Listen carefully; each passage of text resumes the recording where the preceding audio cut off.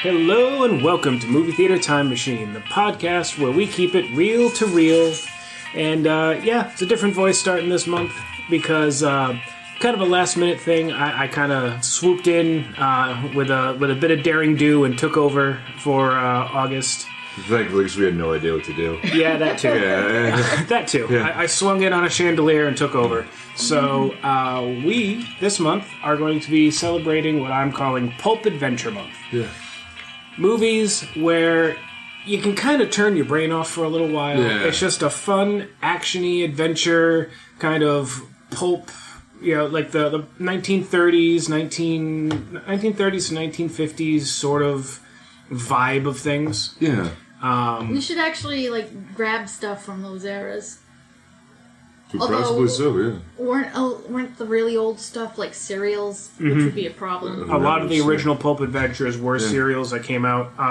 They were like the first run movies, like the shorts before a second run movie sort of So deal. then if you cram them all together, they become longer than a movie. Yes. So. We can probably put something together like that. I'm kind of leaning more towards like the movies that lean into the genre. Like, I haven't fully figured out the full month, but this week we watched. Well, actually, before we do that, we should go around the table. So, I'm Nick. I'm Gaz. I'm Dan. I'm Joss. Joss will go first sometimes. Just to throw things off. Yeah, I feel bad. We should do a crisscross across the table. It was like, and then point, and then everybody points at each other. It's just like it's a Mexican standoff. We all just say our names in a blur. I'm doing it. You get It's it? like, and this is us. And we're blah, blah, blah. There you go. Close enough. No, Nick should beat me one day. I'm Joss. If there's a movie, there's an Australian movie. There is an Australian movie. We probably can't do it for the podcast because it's damned impossible to get a hold of unless we could find it streaming, I would be impressed if I could find it streaming. It's a body swap comedy. It is a body swap and that would be a great little joke for some kind of body swap. Like there's got to be something else out there easier to find. Love it so much though. But yeah, if you ever find it's called it's Sleeping with the Enemy? It's not Sleeping. No. It's called Dating the Enemy. Dating the Enemy. It's an Australian movie. It's Australian. It's came out in 1996. And it looks like it came out in 1996. It really does look like it came out in 1996. Buddy. It's starring what the fuck is his name? Australian people you've probably not heard of. He's an actor in the U.S. now. I cannot remember his name to save the life of me. It's not that one that we watched, though. No. This week, we watched Indiana Jones and the Last Crusade. And yes, I know, it's the third movie out of only 3. Yeah. There are only 3. You will not convince me otherwise. Keep arguing about this. That Crystal Skull nonsense was its own shenaniganry. Which I can... Okay. Oh, God. Kingdom of the Crystal Skull. Yeah. I'll put my cards on the table right now. Yeah. Kingdom of the Crystal Skull is not a bad movie. It's not a good movie. No. The Indiana Jones world has always had weird, goofity nonsense. Yeah. That's just what it is. The supernatural is real. Strange things happen. Having Russian psychics show up? Sure. Yeah. Fine. Okay. Surviving a nuclear just went, what? Surviving a nuclear blast in a goddamn fridge. Yeah. Okay, sure, fine, I feel whatever. like I can buy that more than what the hell happened in this movie with the petroleum river. But considering how many times that refrigerator bounced, he should have been like a thick paste. I never saw it, so He should have been a thick paste. Oh, I thought the whole I thing know was... about that one, yeah. It's like the giant ants, the monkey thing, all of that. You played Fallout 4, right? Yeah. Okay. There is a Easter egg. Actually, it's in New Vegas. Actually. Yeah, But New yes. Vegas, I'm sorry. There's an Easter egg in that. Skeleton in the fridge. Skeleton in the fridge. And I think you can grab his hat. You can take the hat. Yeah. That's exactly that. Yes. Absolutely. But, so the rest of that movie is fine. I can handle the giant ants. I can even handle the fact that it was actually the ancient Aztecs. The aliens came down and the ancient Aztecs mistook them for gods, and that's who they thought their gods were. Sure, fine, okay. In reality, there are ancient Aztec drawings the Nazca lines. Yes, but not even just that. There are ancient Aztec drawings of beings with elongated skulls. Yeah, This is a real thing. right. That's an actual That's 'cause thing. Those, You know, They bound them. And Yeah, yes, but- to make them look like regardless, my problem with Kingdom of the Crystal Skull is that at the very end of the movie, when he brought the skull and put it back on the head of one of the skeletal dead aliens, all of them came back the fuck to life and then flew away. What? Okay. Yeah. Okay. Okay, even if bringing the skull back turned on an autopilot and then the thing just flew away on its own, fine, that is fine. Coming back to life is stupid. Yeah. That's my big problem with that. The rest of it is fine. Anyway, we didn't watch that movie. We watched the good one. We watched Indiana Jones and the Last Crusade, the third in a series of very, very fun movies. Yeah. A couple of the others were a little fraught. Temple of Doom has some Doom has problematic issues. child for me. has child slavery scenes, and it's kind of there are scenes that are rough, and the sidekicks are not always the best. Like No. I love Raiders of the Lost Ark. I love movie. Marion. awesome. Marion's great, but she gets whiny. grating. Yeah. The In- for Temple of Doom, the woman was sleeping with the director is why she was in this movie, and she's so goddamn annoying. Yeah. But Oh, this that movie, Family Guy joke is real. yeah, Yeah. legitimately, that is absolutely why she was in that movie. I can't even remember her name, and I've seen the movie 87 billion times. I don't even know. But I don't know if I've seen either of those two all the way through. Last Crusade has the best sidekick, Sean Connery.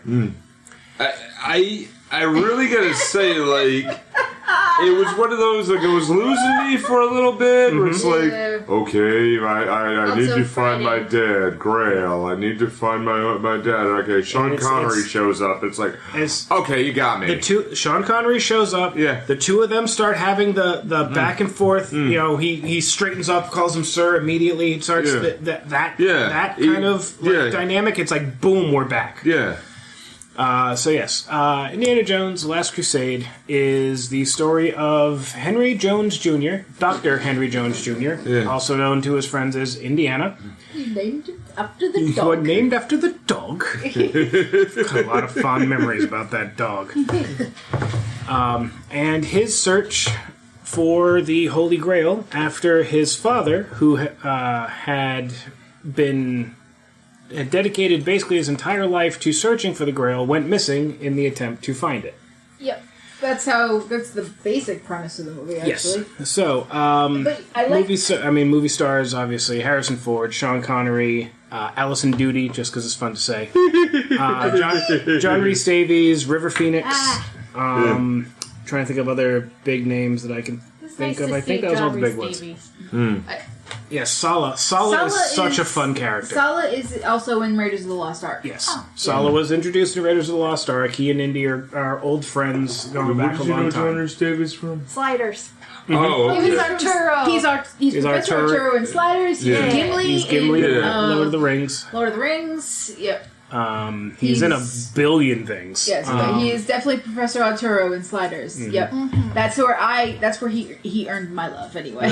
Yeah, that's my first time I've seen him. Yeah, so Even though Sala, he's a ginormous asshole in real life. he but is a Bible-thumping jackass in real life, but I love sorry. his characters. But his characters are amazing. His characters are I so can say amazing. that. Hit the artist, not hit the art. Yep, You know what I'm saying? exactly. Yeah. That's one thing I could say is that his characters are great. It's just like I learned recently, one of the power metal bands I like, Glory Hammer. Turns out most of them are misogynist, racist assholes. Oh, But the lead singer, Angus McFife, Yeah. he's not. He's fine, so it makes me feel better. Angus McFife is not his real name; it's a character name. Look up Glory Hammer. It is some of the most... At least the old stuff. The old stuff, yes. It is literally the tale of basically a paladin from a D&D campaign. Yeah. You showed I remember you showed me this. And eventually ends up, he's in like the Warhammer 40k universe, like flying submarines across space and blowing up like Nova bombs and shit. It's like this D&D campaign must have been the most glorious thing ever put to paper. They also go to IKEA. Yes, he right? guested with Nanowar of Steel for the IKEA song, Yes. or Valhallelujah. Yes. Comedy metal is an underrated gem. But they It also... is. Okay, so... But we watched a movie. Yes, we watched a movie. Where was I? So yes, we start the movie. Yeah, I was gonna say the movie begins in 1912. Yep. Yeah. And we see a group of Boy Scouts on horseback heading out into the desert for reasons of being Boy Scout reasons. For reasons of being in the damn desert.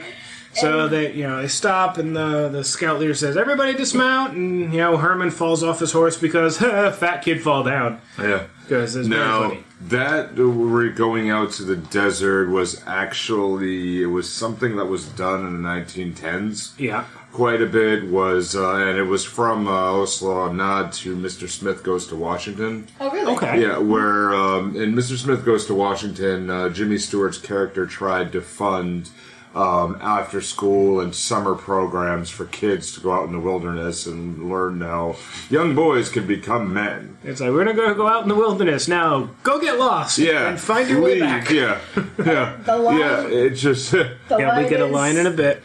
So, Indy and Herman, who are apparently, buddy, are out kind of exploring caves, because basically they say it's like I just said, all right, now everybody go get lost. We'll meet back here for dinner, I guess. Yeah.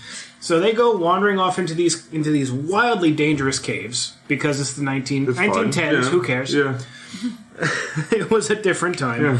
And they stumble because you across... might have lost your kid in the woods, and you might have lost him at the factory. And if they survived, they went to war. Yeah. Pretty much, yeah. I think that factory stuff was done away with around in the late 19th century. No, it was much later than that. Yeah. Was it? I thought they were into... Gilded Age was like... Nope. No, it was much... No. Child labor laws didn't go into effect until, I believe, almost the 1920s. I was about to say, close to the 20s. Yeah.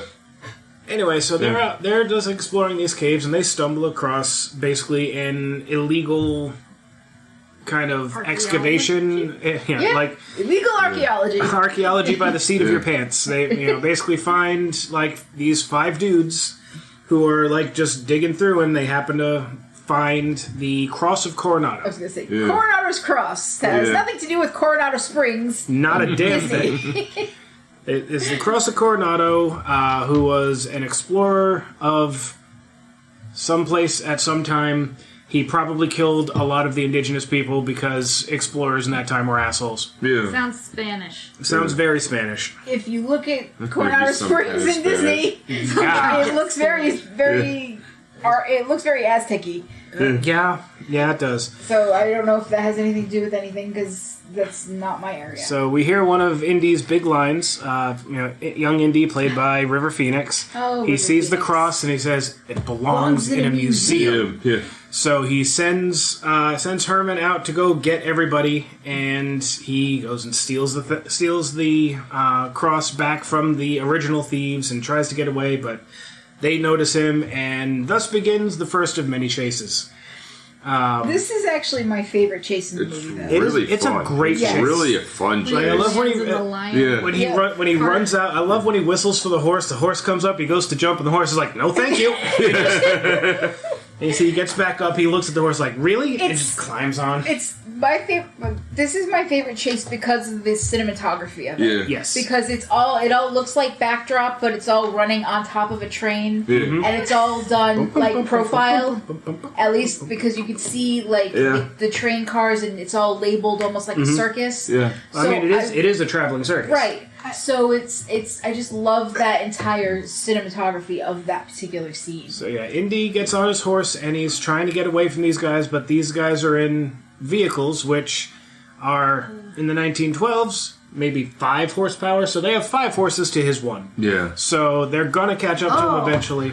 I was distracted by his hair. It's very, very 90s. His hair is amazing. His hair is so long in the front and short in the back, and it keeps getting in his face. You said like Ryder Strong. Yeah, it kind of reminded me of Ryder Strong in some ways. Yeah. This movie came out in 1989, so we were like right on the edge of the Ryder Strong part in the middle with the curls over your face sort of situation. I was wondering if it was period accurate or I doubt it's period accurate because young Indy seems to be the kind of guy that doesn't wear his hair like military short just to stick it to the man, and because his dad is such a hard ass. Well, also remember that later on in the movie, his dad said that he didn't make him. He didn't make him do anything. He didn't make him do anything, but he also was but he was It's particular. like stop talking and count in Greek. Yeah. Oh, He has right. doesn't want to hear anything that he has to say. It's like, nope, shut up, Greek. 'Cause he was. So he's particular about some things, and he let other his, things yeah. he likes his let order. him get away with a lot of things, but he was also more than a little bit of a dick. And also, he was a single dad at that time, too, trying to figure out life. Exactly. Nobody's perfect. Yeah. I just don't absorb as much at the beginning of a movie because I don't know what's important or not. Yeah. Right. Well, this is character setup, and We get to you- see him develop a series of phobias. you don't know the character as well because you didn't see the other movies. Now, Yep. granted, they're all Pop cultural osmosis. They're Right. they're Yeah. standalone. they're also You don't standalone. have to You have don't seen the have others. to, but you Like this you do movie know, makes perfect sense as is. If you had seen the others, though, you kind of do know that Indiana Jones does not like snakes. Snake is Yeah. terrified of snakes. Terrified of snakes. Yeah. So I with think he him, says it right out loud, doesn't he? well, he does, but not Yeah. right now. Yeah. I mean, Yeah. him grabbing the snake inside of the It's cave. it's right just at a the very snake. beginning. It's just Yeah. a snake. Yeah. He And it's throws like, it. that's It's not like, Indy. He's like, what- where did he get that where fear did of he- snakes? He gets it very soon, because this is a Yeah. day full of trauma. But he also says a line that that I laugh at every single time, which is his friend leaves before he starts running on the train. Yeah. And he runs out and he's like, oh, "Everybody's lost but me." I loved that line. I loved that all full of himself situation. That was Yep. funny. Yeah. It's just, So- it makes me laugh every time. So and I've in seen an- this movie 1,000 times. In an attempt to escape from the thugs that are chasing him, one of them, who is, according to the credits, just named Fedora. yeah, he doesn't have a name. The guy's name is just Fedora. He's the leader of this like gang of guys, about 5 or 6 of them. Yeah. They're chasing him down, and they're gonna catch him, but he manages to kind of like ride alongside of this circus train, and he jumps off his horse, and he's on the train. He's trying to escape him. He's going through all these different train cars, and there's like a couple of giraffes who are kind of annoyed by him as he's going. There's like "Roar," making noises. Says world's get- tallest on the. Yep. He's getting into knife fights with guys on the roof of a train, and there's a angry rhino inside that just putting the horn up through. Oh, this was great. The what Yeah. when the horn comes up through and it gets like right next to both of their crotches, he's like, "Holy smokes!" There's like almost straight up Marty McFly kind of. Oh god. Yeah. So while he's trying to escape these guys, he ends up falling into a large open-topped crate of snakes. Why does a circus have giant open-topped, multiple open-topped crates of goddamn snakes? Oh god, right? Yeah, why were there so many snakes, too? Yeah. That's Like- altogether too many snakes. But he falls in. He is submerged in the snakes. Comes back up. It's like, ooh, childhood trauma number 185. So we find out why he is terrified of snakes, because he was basically cocooned by them for a short time. And they were down his pants. And Yeah, in his that would sleeves. do it, man. Yeah. That's I'm not good with snakes, and I've never had that kind of situation Yeah. with them. I don't like them. I've been bitten by one, so that's where my trauma comes Yeah. from. It was like non-venomous, but still, that's some scary shit. Yeah. Yeah. Not even like a lot of snakes. I've only seen like little garter snakes and coral snake. Yeah. Even the little garden snakes, I'll see them sometimes. Garter when or I'm- garden? I think both work. Yeah. They're two different A types. I little think. grayish black Yeah. solid Yeah. color. Very I'll be small. I'll be walking a route, and I'll just see one kind of slither off into the bushes, and I just get this like full body kind of no. Yeah. I've only seen like a snake like in the wild like maybe 3 times. Yeah, I think we saw one when we were in Arizona at the canyon, I don't remember. but it just kind I of. mean, you were on their turf at that point. Yeah, but it just kind of looked, and it's like, all right, like they had horses take campers' gear down the trail, like they know the trail very well. So the horses passed us by, and then Yep. the snake's kind of like, yeah, I'm done. The snake's like, Yeah. all right, I've had enough of this. Yeah, it's just the constant foot traffic keeps snake away. Yeah. Snakes away. I think they only attack if there's some sort of like If they get if they're- cornered, if they're cornered, provoked, or if they find like prey. or if they're terribly sick. Yeah. Petco I worked at had some cute corn snakes. Really? Yeah. There's a YouTuber I watch who has a I think Frank's a python. And at the end of every one of his videos, there's like a little checkup on Frank, and I'm like, okay, Frank is cute as long as she's on a screen Yeah. and Over not there. anywhere near me and in Yeah. Australia. Yeah. all the snakes can stay in Australia, as far as I'm Bitey concerned. Frank. I love Bitey Frank as long as I don't have to actually see Bitey Frank. And that's her full name, by the way. Aw, Bitey so Franklin. cute. They can stay over there. So, so basically during this whole chase scene, we see him kind of acquire all of his signature bits that he comes to. Like, he gets his signature whip when he falls into... Well, he doesn't get the whip there, but he gets the scar that's on his chin. Harrison Ford has a scar on his chin, and Indy, quote unquote, gets his scar on his chin because he goes to tame a lion, essentially, because he falls into a lion's car. Yeah. And in order for the lion to not attack him, he grabs a whip from the wall, starts whipping at the lion, and he doesn't know how to use a whip. He's not very good at it, and he whips himself right in the mouth. Himself in the mouth, and he gets a scar. It's like an L-shaped scar on his chin. Mm-hmm. And so it shows. Oh, look, he gets the scar that Harrison Ford has. But this is like the first time of him using a whip, and that's a signature thing for Indy. Yeah. So that's where this is a very eventful day that he has. Okay, that makes more sense when you see this, because I mean I've seen this and I haven't known much about Indiana Jones. He's a two-fisted archaeologist. Yeah, really, like, I knew stuff through, like, pop culture osmosis, and, like, through things like Spirit Halloween, where it's, like, whipping headmen. Right. You know, where they're like, Absolutely. I don't know if this movie has been memed so much. Although there might be a couple bits, but it's definitely... I know Raiders has definitely been memed a lot. Yeah. Especially with the melting face melting face off from the Covenant of... whichever one had the giant ball. The giant boulder from the beginning of Raiders. Yeah. And even at that, we knew through The Simpsons. Mm-hmm. Right. And one of the first episodes where Homer falls down the stairs and Bart's running away from him. The boulder thing has been done to death. The big meme from this one is he chose poorly. Yeah. It's just great. I saw that in a game the other day, and I'm like, oh, is this where it came from? Yep. And seeing that one, like, I remember the Family Guy parody from this movie. Yeah. And it's like, yes. With it's like, I spent a lot of time in back, like the time we went to find the Holy Grail. It's like, choose wisely. Okay, I choose the coffee cup. Like, why would you choose that? I believe the one that says Jesus on it. Oh, yeah, very well. Oh, well, all right. I mean, and that's kind of what happens, but we're jumping ahead a bit. So he manages to get away from them by running into the caboose, which is full of all the magic stuff. Yeah. He jumps into this crate, and, it's a magic train, so apparently it just drops him straight through the floor. And he just runs off, and he's like, "All right, kid, come on, get out of there!" And the box falls apart because, it's pulp. It's pulp adventure. Don't think too much about it. He got away.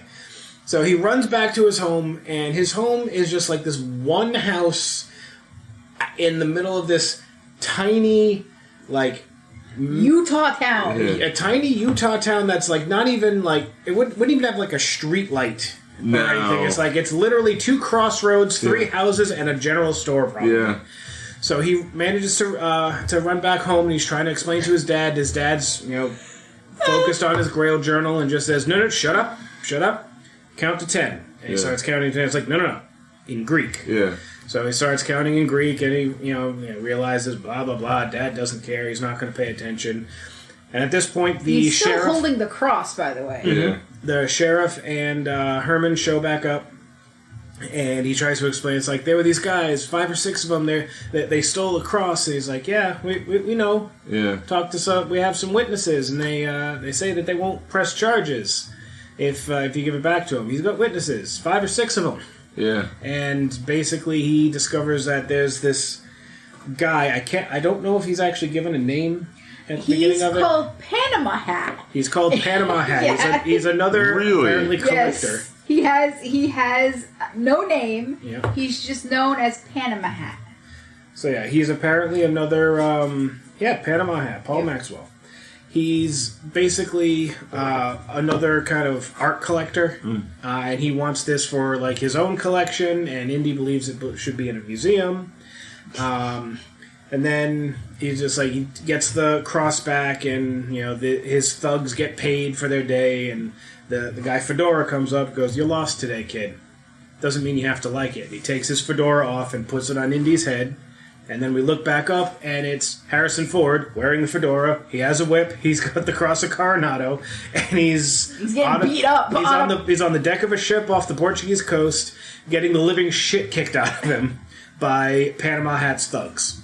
We don't know how he got to this point. We don't know what he's been through, but we know he's gotten the cross back somehow and ended up in this fist fight on the back of a ship. And it's the next scene that made me put headcanon in here of what actually may have happened. Okay. Because when he's teaching and he's like, "Look, I got the cross," and he's like having this very quiet. We're in like the late 30s, right? This would have been so I want to say 1930, 1932, the Nazis are coming to power. Yeah. World War II hasn't fully happened yet, so we're talking Well, they officially came to power in 38, 39. Alright, so around then. Yeah, so about 30, so I mean, but they started forming in the mid-30s, and it was a reaction of everybody blaming Germany for everything. Mm-hmm. Yeah, World War II is not in full swing yet, but Hitler is absolutely doing his thing. Hitler's around. Yes. Yeah, Hitler's around though, but when he has the the job, and he's like clearly bored, like, okay, I can, talking about lecturing, and it's very subdued, and it's the search for truth, for fact, not X never proof. X never ever marks the spot. Yeah, it does until it absolutely does. Until it absolutely does.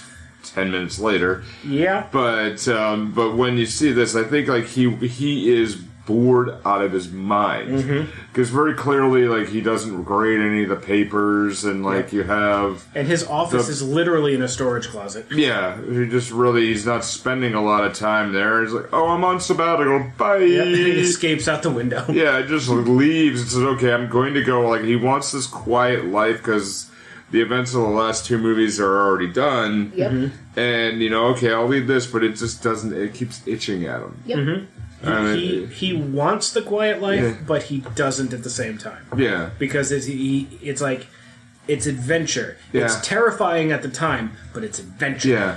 I think he may want the quiet life, but thinks he should have it. You know, so okay, this, I've done enough, I'm expected to go over here now. Yeah. Kind of like people who are okay, you get older, and I don't know, maybe it's just I had a little bit of callbacks from my life, where it's I was, as a kid, I was damn miserable because I thought as an adult you just got a job, you got miserable, got a house, and that was it. But as a millennial, you can leave out the house part. Right. None of us can afford a goddamn house. Yeah, so I mean, it's just, you got there, you got a job, and that was it. Right. And then my parents... do what you're expected to do. Yeah, my parents were just, they had jobs at the time, and they were just miserable. Right. It's like like the Futurama of getting the chip in your hands. You got to do what you got to do. I'm going to be a delivery boy. Yeah. And, in a spaceship. Yeah, right. But I just I could see that where he's just okay, I'm expected to do this now because I had my adventures, but he still craves the adventure. Still you know what? No, I'm not done yet. So he's escaping his students who all want to know what the grades are to the test, or some of the girls. He's the goddamn Beatles. But the girls love him. There's another thing that comes up in the other movies where the girls in his class are full on in love with him. One of them literally writes "love you" on her eyelids, and every time she does blinks. a long blink at him every time he walks. He looks past her. So it's the girls in the school love Professor Jones. Yes. And he's just kind of weirded out by the whole thing. So he escapes out the window and tries to run away. Where he's going to go, he doesn't even know. Because this is Indiana Jones. He makes it up as he goes. You skipped over my favorite line, though. Okay. Because when he's on the boat fighting the people, when he grabs the cross, and the Panama Hat guy comes up and he's like, this is the second time that I've had to recover my property from you. And he's like, this belongs in a museum. Yeah. And he's like, so do you. Yeah. That's one of my favorite The very lines. gravelly Harrison Ford style voice, Right. too. It's just I absolutely adore this movie. This was for the longest time the only Indiana Jones movie I had seen. Yeah. Like I had never actually watched Raiders or Temple of Doom for many years. It was always Last Crusade for me. So this movie was my introduction to Harrison Ford because I didn't really put two and two together when I was a kid that Indiana Jones is also Han Solo, not right off the bat anyway. Yeah. This was my first introduction to Sean Connery. And to the entire, adventure movie genre. Oh, wow. Yes. Oh, wow. I think... Yeah, I didn't really know much about it. I mean, the first time I ever saw Harrison Ford was Claire in Present Danger. Yeah. Oh, wow. Okay. Oh, yeah, where he was the president and is Air Force One. Yeah, that's the same. It's the same inflection. Mm-hmm. You belong in my museum. You belong here. So do you. Or it's get off my plane. Yeah. And, it's Harrison Ford generally talks. I think there was, there was an interview that he did. He was on, what's that weird-ass magician, does David Blaine. Okay. Yeah. Where David Blaine was at his house and was doing, magic tricks. Yeah. And I forgot exactly what he did, and he's like, all right, it's okay, they do things, and, they see this, and this is your card, simple things, and he did something really odd, and Harrison Ford just stops everything and goes, get the hell out of my house. That's his personality, Harrison Ford is the grumpy old man, and he has been for a long time. He's been the grumpy old man since he was in his 20s. Yeah, but he was so astonished with the trick, he's like, good job, Good job, get out. He's like, this is a new level. I'm not supposed to be surprised. I need to sit here and deal with this. Get out of my house. That's how he is. Yep. He got his ear pierced because his son got his ear pierced. Yep. So he also got his ear pierced, and I think it was either Jay Leno or Jimmy Fallon brought it up. Yeah. And he was just like, yeah. Yeah, But he was so deadpan about the whole thing. And they were trying to make a joke out of it, and he just wasn't having it. He was just like, yeah, uh-huh. Yeah, I got my ear pierced. I got my ear pierced. What of it? And it was just like, that's just Harrison Ford. Mm-hmm. That's just how he is. He's been a grumpy old man since his 20s. He really has been. He's just like, all right, I just need to get out of here, and he gets cornered by what we think are possibly G-men or maybe mafia guys, where they just kind of roll up in a car, get out and say, Dr. Jones, and they kind of confront him, and it looks like it could be an issue. But they're not. They're actually just guys from a rich collector named Walter Donovan, who Donovan is in search of the Holy Grail. And I don't mean that as in, the Holy Grail of our collection. He is in search of the actual Holy Grail. He has a marker, a stone tablet that's got most of an inscription. Top of it's missing, so the details are no coconut horses, though. Nope. Damn it! That was my joke I was gonna make at some point. That's how you find the Holy Grail, I guess. You gotta have your coconut. When you have no money, yeah. Let's not go there. It's a silly place. So, basically he explains to Indy that they have an expedition, they have proof that the Grail is more than likely real, and he wants Indy's help.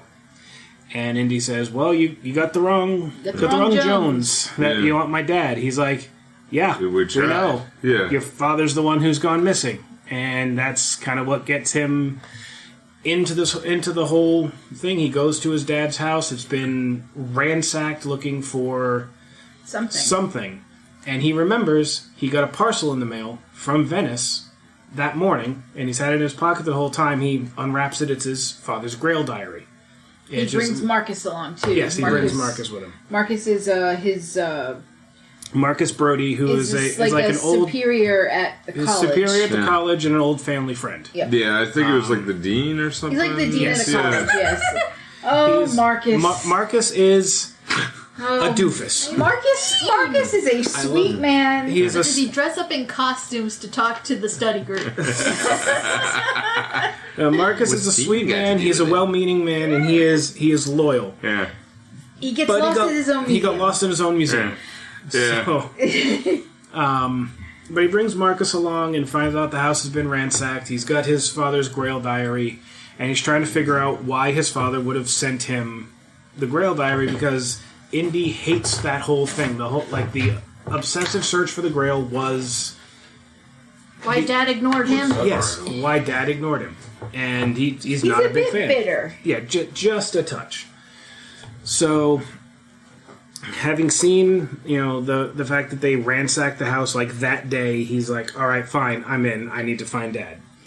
So he jumps on an airplane and we get the red line travel from New York to the Azores. Hey, Azores, San Miguel. The map travel with the line as you see, like the flight path kind of bounce from point to point. This is a very I don't know if the Indiana Jones series started this or if it was like a thing from Pulp Adventures back in the day, but it's definitely associated with Indiana Jones now. With the little map. With the map and the lines and.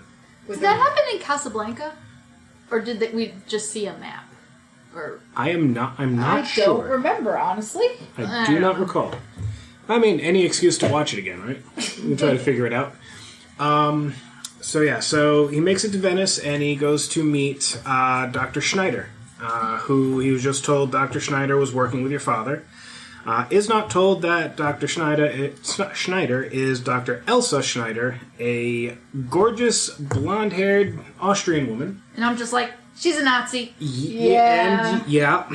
Like love right off the dress, bat. but she's probably a Nazi. Yeah. German accent. He has blonde. terrible luck. He has terrible luck with women. He does. At least until Marion comes back, but that's not in an Indiana Jones movie because there are only 3. Jesus. You will not convince me otherwise. He marries Marion. Marries her. Grumble, grumble, grumble. Like, canonically, marries her, and he has a daughter. Hey, okay. Right through, like, Indiana Jones. So, here's... Okay, canonically speaking, there was a TV show called The Indiana Jones Adventures. It was a live-action TV show, and it was about young Indy and the adventures he had before he became a professor. And it was actually supposed to star River Phoenix, but River Phoenix died. Mm-hmm. It was on television, and it started off as Indiana Jones in his 80s telling stories to his grandchildren, and his daughter would bring in the grandchildren to, drop them off, and the old man would tell stories. And it would do kind of a flashback thing of a young Indiana Jones and on his adventures and what would happen. Mm-hmm. Harrison Ford made a cameo in this particular TV show. Huh? Yeah, he made a cameo of himself, of not obviously Harrison Ford, but of Indiana Jones. And so canonically speaking, Indy has a daughter somewhere. Mm-hmm. In the 4th movie, they introduce Mutt. Shia LaBeouf, who's his son. Actual cannibal Shia LaBeouf. Who is his son that he didn't know of through Marion. So, I want to know where his fucking daughter is. Because the daughter is supposed to be technically with Marion as well, right? We don't know. We don't know. Isn't he gonna get replaced in the 5th movie? Well, he's gonna... I don't know what's happening in the 5th movie, to be quite honest. I haven't really looked it up. I know that it's happening. I know that it's supposed to come out next year. But I don't have any idea, as I haven't really looked up any information about it. No more resurrecting aliens, please. Please, I'm begging you. The only thing I know about Indiana Jones 5 is the fact that the only reason that Harrison Ford was even in any of the current Star Wars movies was because he made a deal with George Lucas. He said, I will be in the, 7, 8, and 9 if you make Indy 5. And he went, yeah, okay. And this movie was a kind of a joint project between Spielberg and Lucas. they join hands to do Indiana Jones. That's a big deal with them, and that's the only reason that we have this. So. Yeah. So where are we? All right. So he meets Ilsa and is. Elsa. All right, and is basically immediately smitten with her because this is sort of a James Bondy type of thing. Yep, pretty much. And Alison Doody is a gorgeous woman. She's very pretty, flat out. She's not Grace Kelly, but she's pretty. No, but Anyway, so yeah, she kind of informs Indy of what's what they've found. So far, they were in a library where they think the next marker. Now, the next marker is supposed to be buried with a knight of the First Crusade somewhere under the city of Venice.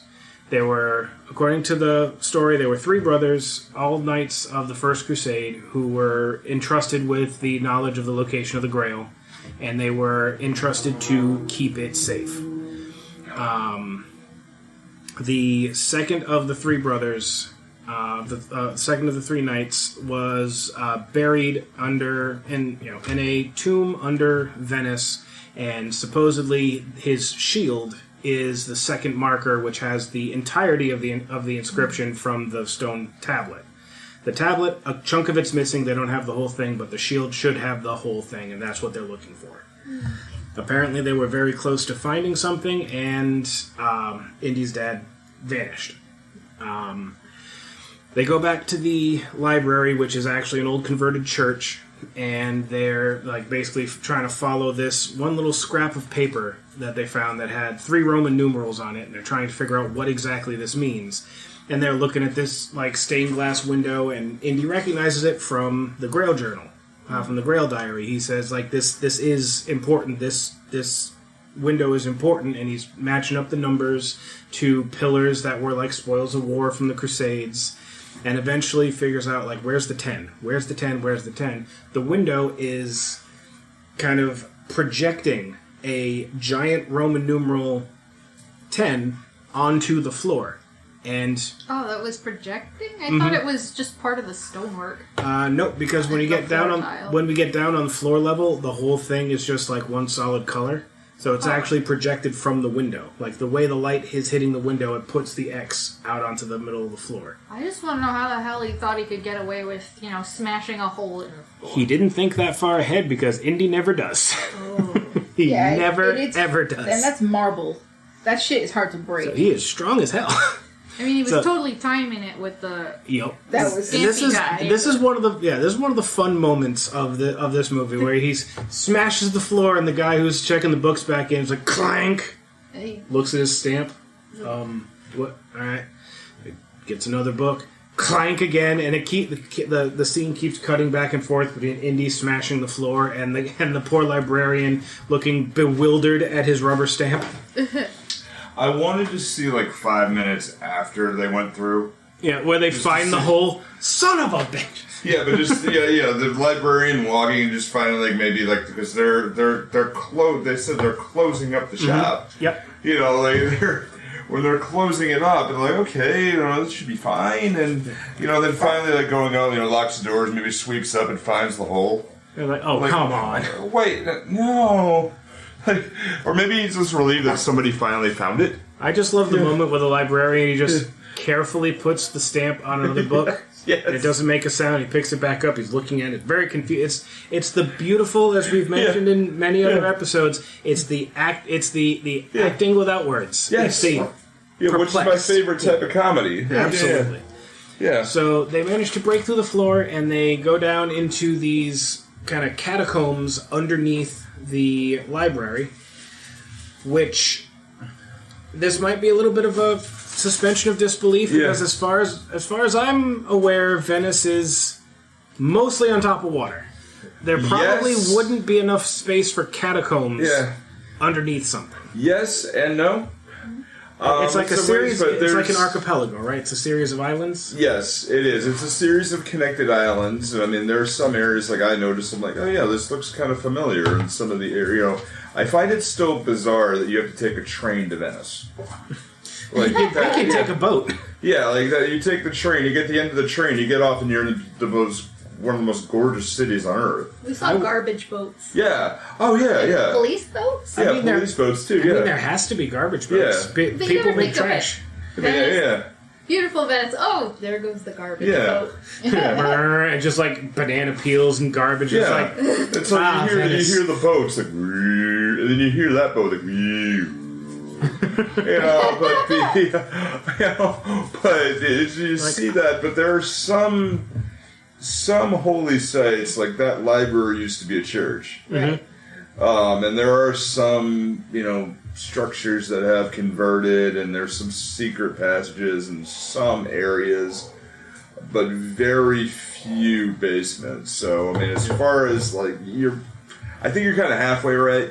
We were only there for a few days, so... I assume flooded basements would be a real issue, and that's why they don't have very many basements, if any. Right, yeah. It's like having a basement in Florida. Yeah. It's just a swamp. Unnecessary. No need, yeah. So, so they, they find this kind of catacombs, and they're searching through, and they come across, like, these, like pagan symbols and whatnot on the walls, and he like brushes off some spider webs for one and shows a symbol of the Ark of the Covenant. Yeah, and she's like, I wonder what this is. And goes, Ark of the Covenant. The Ark of the Covenant. He goes, are you sure? Yeah, pretty sure.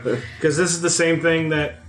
Okay, the original Raiders of the Lost Ark. Yeah. If Indiana Jones had not gotten involved at all, the problem would have solved itself. Seriously. True. Indiana Jones in the Raiders of the Lost Ark is entirely unnecessary to the plot of that movie because the Ark defended itself and melted a bunch of Nazis. Yeah. Indiana Jones was superfluous to the entirety of that movie. The truth of the matter is, if Indy did not get himself involved, nothing would have changed. Yeah.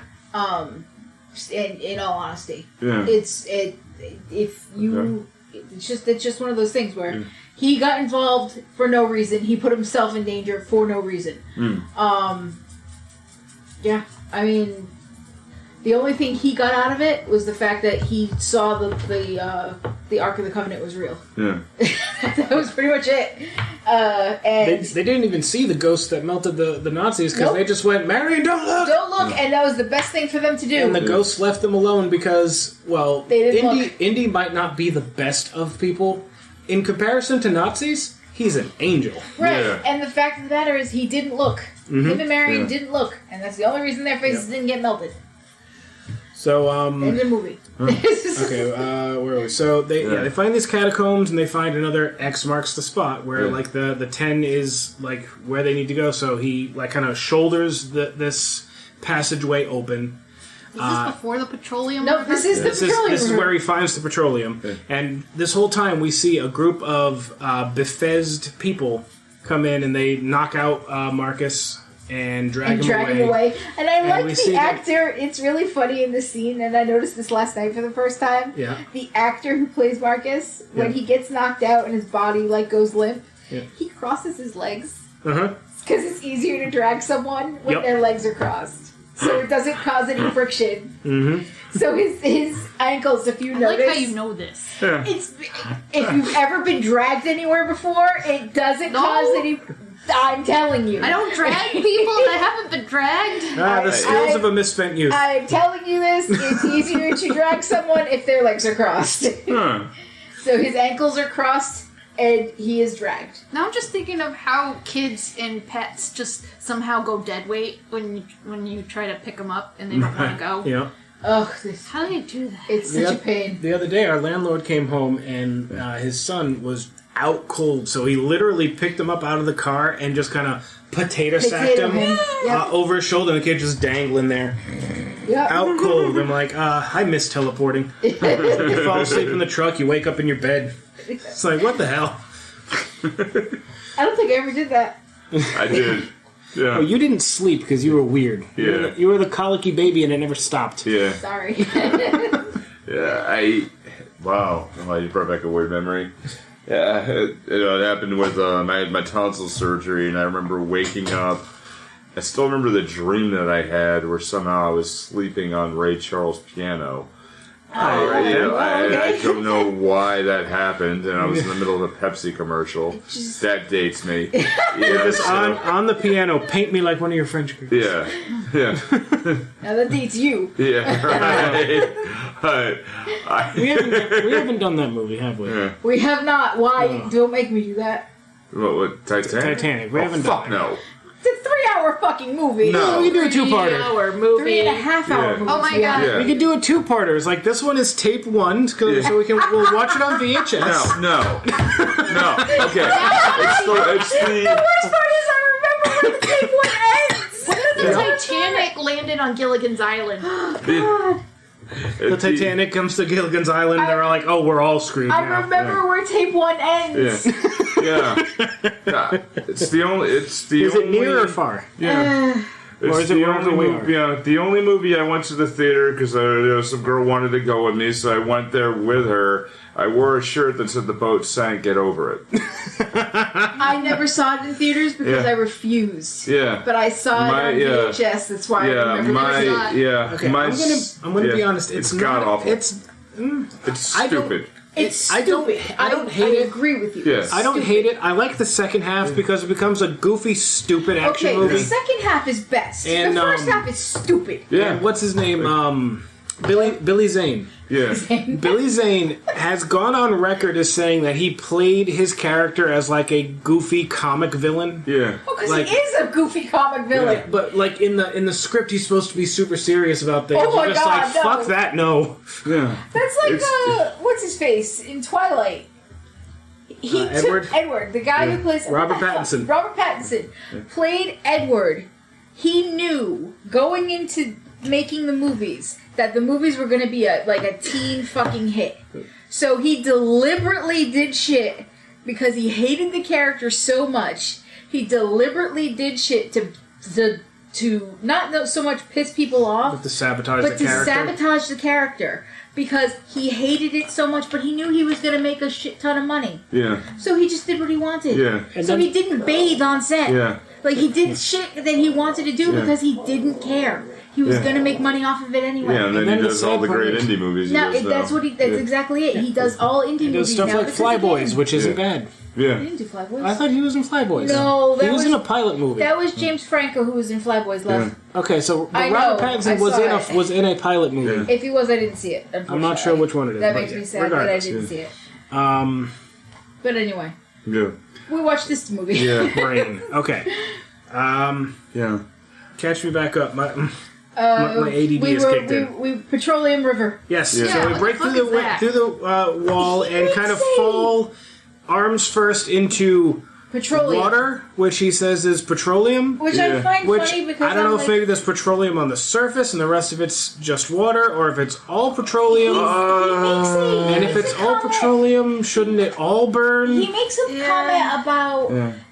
if We should put a well down he should here have a and well retire. down there and retire. Yeah. So does petroleum actually turn to liquid like that? I have no idea. Or maybe it's seeping up and it's on the surface because oil and water don't mix. Yeah. That maybe that's possible. Maybe Yeah. it's like it's And- it's but- mostly water, but but it's my got thought- petroleum on Gasoline the is surface. clear. I know Yeah. gasoline's clear. I don't know. I was But my just, thought process went, Where did it come from? well, I think Where did it go? Where did it petroleum come is from? probably Cotton like a Eye Joe. natural source. So yeah, it could bubble up. That I can understand. Texas tea. Because I know it. Public crude. I know it's like Because, I well, thought like- you had to be as old as like dinosaurs and shit to turn into petroleum. I know it's like a catacomb, but I feel like there wouldn't be that many corpses. Well, it Well, would have been from like the enough time. 2nd century, Yeah, which that's is not not enough time. quite long But enough there to. might have Yeah. been. I mean, I can understand if there naturally something eventually did, like spout up somewhere, and it just kind of stuck in that one small area. See, and I don't know this. Because it wasn't like leaking out into the rest of it, and there was more water and everything out there, and it was stuck behind this wall. And So during the time of dinosaurs, the area around Venice may very well have been a different kind of environment. I don't know. Yeah. the possibility. I mean, that's something Yeah. you can work around. Yeah. My whole thing right here is they have a fucking lit, or you have a lighter. Mm-hmm. Going in there, if that whole area is fucking petroleum, yes, because that's what actually burns on gasoline. I mean, it's the fumes. Yeah. That whole fucking smell down there. That whole fucking room is gonna fucking light up like a goddamn Christmas tree, which or it's it kind of does later. Or it's gonna turn into one big fireball and just go woof, and then it'll go away. It'll just because there's so much oxygen outside. It's gonna turn into 6 seconds of a fireball. And then it'll burn off. It's like Mega Man 6, Oil Man stage. Yeah. When the fire gets into the petroleum, the whole thing, the little fireball, the whole thing just becomes an instant death pit. Yeah. Otherwise, you could glop through it. But the oil ocean zone in Sonic 2. Yeah. It's just there's a spot where it catches fire too. The water surface can turn into a fireball too. Yeah. Like that would make sense. Yeah. Sorry, I've got the Flying Battery Zone music in my head now. That's. I mean, this is an action-adventure sort of thing, so we can logic our way through it, but we're not going to be able to do it right now, because it's just... Either way, they make their way through this catacomb tomb. They find just piles and piles of rats. Peanut probably had a fucking field day here. It's a rotorgy going on. Yeah. I just kept saying Ratatouille. What the fuck is that? Ratatouille is a cursed movie that killed my Xbox. Yeah. It's like, are they eating petroleum? Are they eating each other? They're probably eating each other. But they look too big and fat to be to be sustained on that. Yeah, well, their rats are a very cannibalistic creature too. It's also possible that the fellows we meet, the Bethesda people we meet later, who by the way have caught up to the room where the petroleum is, may very well be maintaining that set of rats because the rats are protecting the tomb, which is ultimately protecting the Grail, and that's what the Brothers of the Cruciform Sword are doing. Good point. Good point. Yeah. Peter probably had a fucking field day with this particular part of the movie. Yeah. Because at one point, as they're walking through, you can see them actually pushing on the actual live rats. Yeah. And she almost steps on one of them, and it was a live rat. It wasn't a squeak toy. It was real. Well, Peter are a bunch of hypocrites anyway. I realize this, but... I don't know what the thing they say at the end of movies. No animals were harmed. Supervised by the ASPCA. Yeah, but they also say that against what the hell was the name of that movie that came out relatively recently, and then video came out of it was about the dogs. Yeah, basically forcing the dog into the water. And he was terrified of it. So I don't really take any of that into consideration. Oh no, I'm just saying I think that it's a different organization that I don't remember overlooks that. I know it's an animal. I don't remember what it is either. I'm saying PETA, had a field day because that's the one I can remember, but I know it's not PETA. Are you sure they're not too busy making bad clones of Pokemon or Mario games? Oh Lord! I can only imagine. So they ultimately... I don't think Mario wears animal skins. He just gets a tail or something. He gets a tail and grows ears, or he grows rabbit ears if it's a Game Boy game. Or he gets a really ill-advised, Indian... raccoon ears in Game Boy games. He gets rabbit ears in Mario World 2. Oh. There's the first introduction of Wario. Mario? But he doesn't skin a goddamn Tanuki. No, he doesn't. No. Like, what the fuck? He absorbs its powers. And if he's going to have a Tanuki suit, he should really have the powers of a Tanuki and just, float on his gigantic ball sack. Yeah, I was going to say gigantic nuts. Yeah. Oh my god, doesn't he would be like the Green Lantern, except he does stuff with his nuts. So, Tanuki's the original Green Lantern. Oh god, what's the real... Okay. What have you done? Oh my god, a Green Lantern Our other group chat, we're having a whole conversation about the Green Lanterns and all the different Lantern Corps. Yes. Yeah. Which Lantern Corps had a Tanuki in it? I gotta figure that. The Black Lantern Corps, Lyle was saying that Black Lanterns had a raccoon in it. He did. But the best Lantern is a member of the Red Lantern Corps. His name is Dexstar. He's a cat. He's a good kitty. And he is a Lantern of Rage. Dexstar is great. Anyway, Oh man, I need time to draw these things. Oh, there is a picture of, well, that's a raccoon. That's not the same. Yeah. Named Burr? Yeah, I believe. That's probably, is he a Black Lantern? Apparently, the Green Lanterns have a squirrel. There's an elephant in the Blue Lantern Corps. I don't know. And the Orange Lanterns just have things. The orange rings were about avarice and greed, so that they're going to be weird.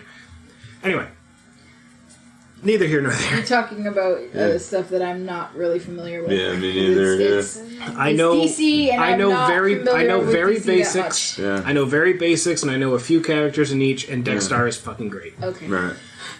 Anyway, Midnighter punched him in the face once. I like Midnighter, but then again, the fact that Midnighter is part of the DC universe now makes me go, what? But neither here nor there. So, where was I? So yes, they managed to find the Knight's tomb at the very end of this basically dungeon crawl that they get through. Very, very few orc fights in this dungeon crawl. They managed to find the Knight's tomb, and they tomb rob the whole thing and find the shield, and they find the full inscription, and he does a rubbing of the rest of it to get the full inscription, figure out where to go next. We find out that his father never would have made it past. Yeah. We find out his father never would have made it past the rats because the Jones boys have to have some kind of phobia or something, and Henry Jones Sr. can't handle rats. Neither can I.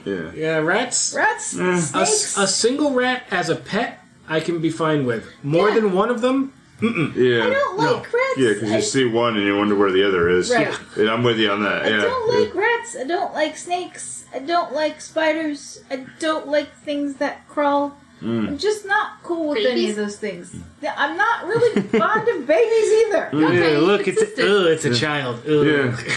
A human larva. Oh no! Someone hands Keep me a it child. over there. Oh god! Yeah. Someone Oh hands my me a god, it needs cleaning. And the baby's just like, I have yet but tasted life, yet I crave the sweet release of death. Someone take the child from me, please. The baby and put it over there. Don't put the baby in the bulldozer. That is some old robot chicken. Yes, it is. So yes, at this point, the Bethesda people following them set the petroleum on fire. Everything kind of goes crazy. They end up swimming underneath something into a storm sewer or something. At what point Indy opens his eyes under the water? If this is fucking petroleum... Which is why I think the petroleum's just on the surface, because if it's all petroleum, he would have just been in fire. Yes! Yeah. Well, how is flipping over what was that thing?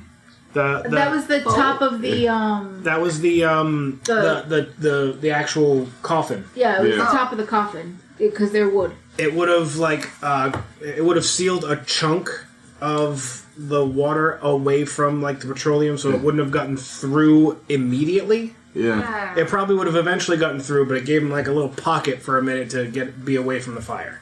And it will hold enough oxygen to let them breathe for a bit. So they managed to find their way out. They climb up through a storm sewer in the middle of a cafe in the middle of Venice. And all the people around are just oh! And he stands up, Venice. Folks are out, and they go back to their hotel room, and they start reading the inscription. They figure out, the starting city where they're supposed to start from. Like I said, because they have... And Venice is really just that strange of a place. Yeah. Stuff will happen, there'll be performers, and this may sound unrelated for a second, but it is... I was talking about the Green Lantern. No. It's it's one of those, there are street performers around, and we were only there for a little while, so no way near the expert. There's street performers, but one of the things is that you cannot... you have to, if you buy from a merchant that is unlicensed, you can get fined as well. Ooh. They are super, super, super strict on, people selling knockoff crap. Yeah. So if we look for, receipts, certificates, or something just to purchase a sale that was legit, they really look for it because the police are swarming it. Yeah. But, you have that, people are looking oh, well, is that somebody who's from there? Okay, they're really, it feels like a surveillance state. Yeah. But then you have people, dressed in, almost medieval clown gear. kind of like court gestures, just running around going, "Hey, how are you?" Like, what is happening here? Just running through, pulling a full Krusty the Clown. Yeah, it is. It is. And I mean, it's in the middle of June, and we're just kind of wandering around, and then, just oddity places all around there. And just a dude in a jester's motley. Yeah. It's like, aren't you hot? Yeah, and then but you can just see all these performers, and then go like one because it's a series of like 200 islands. People really don't know that. And then I should tell the story where I was really sick, and we went to the glass blowing place. Oh. Yeah. So, I mean, it's still one of the great ones. I was just busy. Well, the glass was cool, but I was just like, I don't want to be near fire and stuff. It's hot and scary. See, the most I know about Venice, I got from Assassin's Creed. So. There's one McDonald's. And the McDonald's in the Venetian region was really good. Do they have spaghetti? I wanted a burger. They did. I really think they did. I wanted something familiar. I've always wanted to travel, and one of the reasons is just to sample weird McDonald's stuff. You should. Like stuff that just we wouldn't have here. Yeah. Like, if I ever go to Japan, I'm definitely gonna go to all the unique kind of local places. But I also want to go to the convenience stores. Yeah. I also want to go get the black bun burger that apparently turns everything that comes out of you green. Yeah. I want random stuff like that. Yeah. Or we've done that a few. We saw that in Mexico. Yeah. And when no, that was from drinking the water. No, seriously. Yeah, that happened too. It was Halloween, and they advertised some pictures. Yeah, the black. In Venice, they took us. They said, "Oh, we're gonna watch glass blowing, a Venetian glass blowing," and they take us on the boat, and they're like, "Oh, look left. There's the Venetian cemetery, which is the only place in Italy that is allowed to have people who are cremated because there's no room." Right. Yeah. So there's absolutely no room to do it, so the Pope allowed it. But we go to this island where there's this glass blowing, and all there is this shack where they do Venetian glass blowing, and it is gorgeous. And I mean, it's way more than I would ever spend in a lifetime on anything. So it's like 20,000-30,000 euro on different random things. Good Lord. And we watch this guy shape glass, and he's like, all right, he blows in a tube, he blows this big bubble, and then shapes a horse.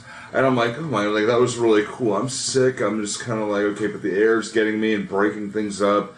And we go back. This is cool. That's magic. Yeah. And then we go back, sit at lunch, and I just start laughing my ass off. Because I realized, I'm like, okay, we're in the middle of Venice, in a beautiful city, having a romantic time. We got on a boat and watched a guy blow a horse, and nobody had a problem with it. That's one of those moments where it just hits you an hour later. It's like, wait a minute. Yeah, and as we're walking back, I'm just laughing, and I'm like, this was a great day.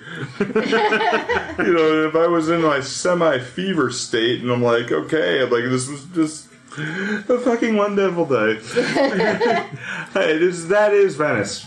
That is Venice. It's just oddities, and you have these beautiful, Catholic places, and they're just gorgeous, and then circus. Yeah. Random performers and oddities, and they do love the tourists though, but so two suited people climbing out of a sewer wouldn't be that weird. No, not at all. Okay, that happens. It's Tuesday. Yeah. Okay, all right, sure. I'm more concerned about getting the water out of the certain places. Really, it's keep Venice weird. Yeah. Pretty much, yeah. I just have to wonder where all that fire ended up afterwards, because we never really follow up along with that. But they get out of the sewer, but they are then pursued by again the Bethesda people, who turn out to be Brothers of the Cruciform Sword. Yeah. We have a crazy boat chase through the canals of Venice, and then out into the harbor in between boats, and it is a really, really cool kind of chase scene that ends with a boat getting chopped into pieces by the rudder of a giant ship. Yeah. And one of the greatest lines in this movie, my absolute favorite one, and the whole it's if you don't tell me where my father is, you're dead. And just if you don't let me go, we're both dead. And it's then we both die. And the guy goes, my soul is prepared. Yeah. How's yours? Yeah, that was a good line. And Indy's just fuck. Yeah. So gets off that boat, gets into the other boat that Elsa is in. They go back, they agree, and they explain who the Brothers of the Cruciform Sword are. They're they're an order of originally I think knights, and now they're just basically like a monkhood, I guess. They're kind of like a Sort of. brotherhood. Yeah. Who are like Sworn to protect the Grail. And they had the weirdest weirdest tattoo. Yeah, it's the cruciform. It's an early Christian cruciform symbol, and they all have that tattoo. Yeah, it looks like Crusade the Clown's pacemaker scar. You know, you're not wrong. Yeah, I'm like, you know it. No, he's right. Yeah. Shit. So yeah, basically Indy explains he just wants to find his father. He doesn't actually care about the Grail because, as far as he's concerned, Indy still doesn't fully believe the Grail is real. But he knows his father was chasing it, and that's why he's gone. So he's off to find his father. They part ways peacefully. They go back to their hotel room. And he tells him where his father is. Yes. Tells him his father's at a Castle Grunwald in Austria? The border of Austria and Germany. Germany, yes. So, but they end up going back to their like hotel room, and they translate the inscription and figure out the starting city. So they know they have the whole inscription from the shield. They know where to start. They have the directions. They have the maps. The whole thing. Indy comes out of the bathroom and finds that his room's been ransacked. Somebody's been looking for something. Goes into Elsa's room, same thing. Her room's been ransacked. He surprises the hell out of her. They kind of talk back and forth, and he reveals that he's got the Grail Diary. And she seems a little upset about this. Because he didn't tell her. He didn't tell her he had it. Also, Marcus is fine. Marcus was put back into his room. The Fez guys... The brothers of the Cruciform Sword. Yeah, them guys. They didn't actually hurt him. They just knocked him out and put him back in the room. They movie knocked him out because in this movie, a lot of people get knocked the fuck out from one punch. Yeah. And I'm pretty sure... Now, granted, I've not been in very many fights. I'm not versed in martial arts. That giant, like, slapping a side of, like, pork... That sound doesn't happen when you punch a dude. No. No. Okay. No, that is full on Foley. Good. No. It can, but it's highly unlikely. It's got to be a real specific set of circumstances. Yeah, right? No, it doesn't happen. Yeah.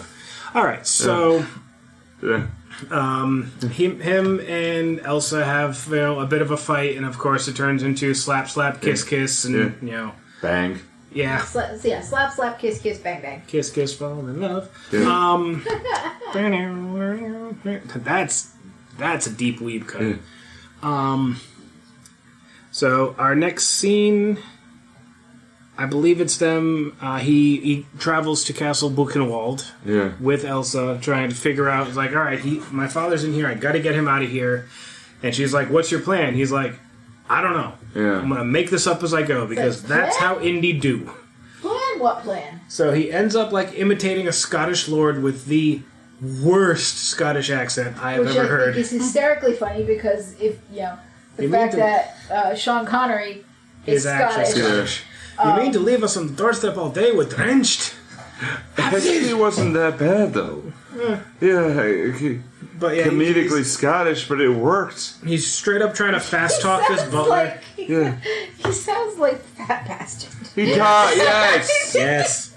So he's trying to fast talk this butler, and the butler's just like not having it. He's just like, if you are a Scottish lord, then I am Mickey Mouse.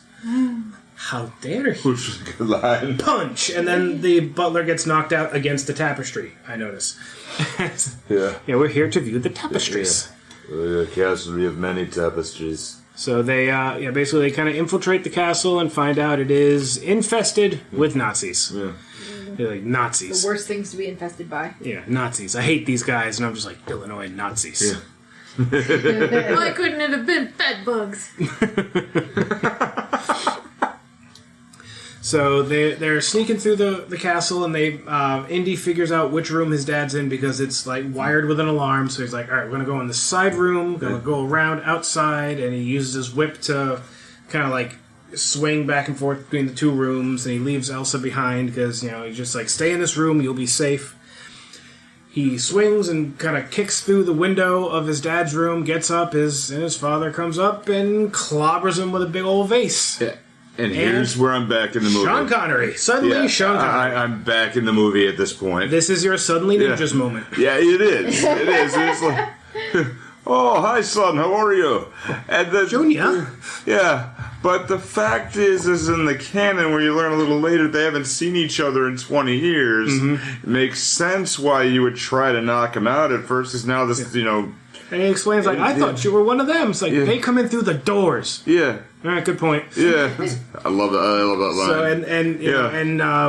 and the professor, who is what I'm going to call him, because that's what Indy keeps calling him, the professor is so sad that he hit him with the vase and broke the vase, but then he looks at the vase and goes, oh, it's a fake. Look, you can tell. Fuck it. Smash. And he's like, I am sorry about your head, though.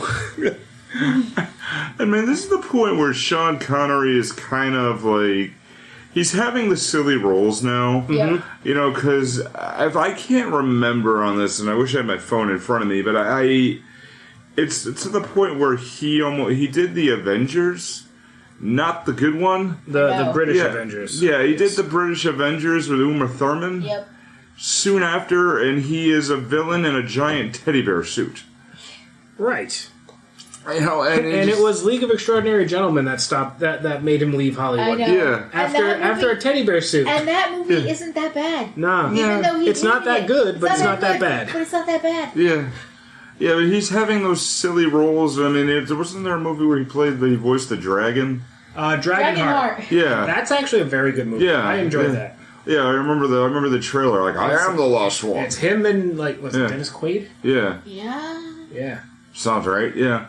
Yeah, but it's just, I see this, I'm like, okay, like, that's just interesting. But he comes in and it's like, okay, but this is also, he's still regarded as James Bond. It's still, and I shouldn't be really so surprised because but not for me. Yeah. Not for me, because this movie was my introduction to Sean Connery. Yeah. I've always known him as Henry Jones Sr. Yeah, okay. Yeah. It really shouldn't be such a surprise because the guy fucking gets Zardoz, too. Yeah. Although he probably doesn't is fucking remember. Yeah, he doesn't fucking remember that. I don't think anyone involved with Zardoz fully remembers the production of Zardoz. Right, yeah.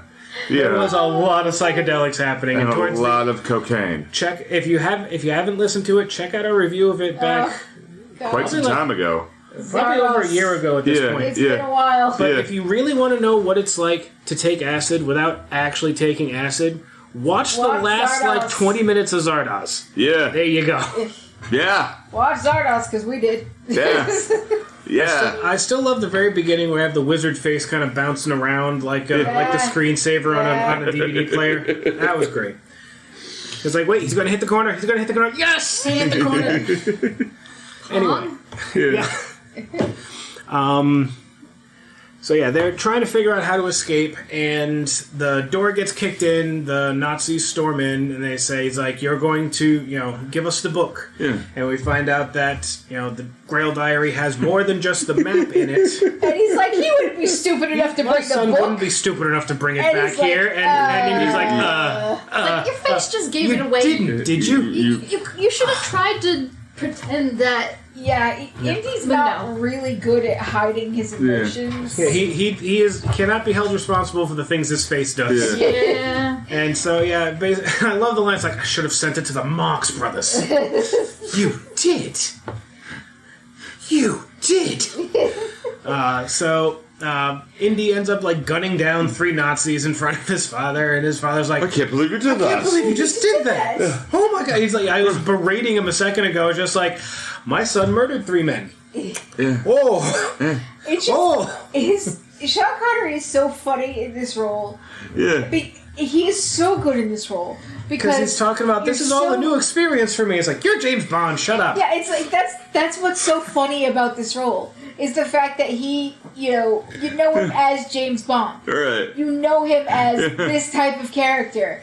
And now he's playing the bumbling dad. The bumbling, confused professor clutching his bag to his chest out of pure fear. Out of pure fear and, like, confusion. I thought we were going on the boat. And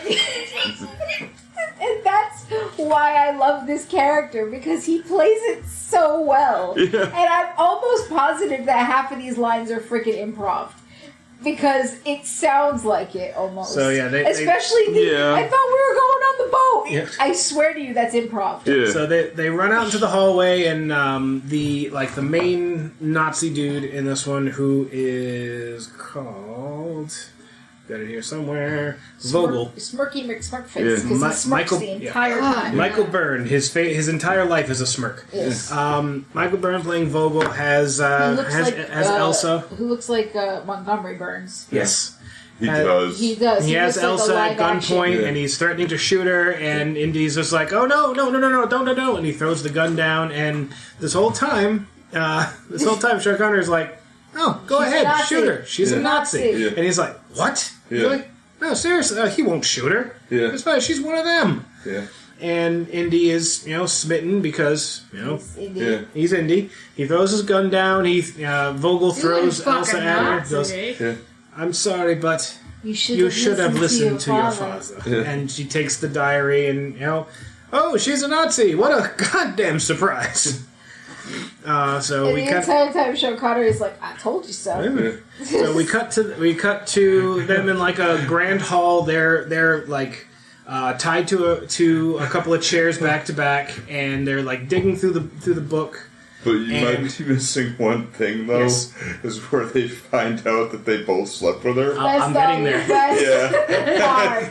I'm getting there. So they're paging through the book, and they find out there are pages missing, and that's where the map was. Yeah. And Indy had ripped the map out and gave it to Marcus in Venice. Yeah, right. And he told him to leave and to call Sala. Yeah. So I was like, "Go to Iskendron, call my friend Sala. You need disappear." All right. And so they find out that the Nazis figure the book is useless without the map, because it's a map with no names. They have the names to fill in now. They want to follow this map.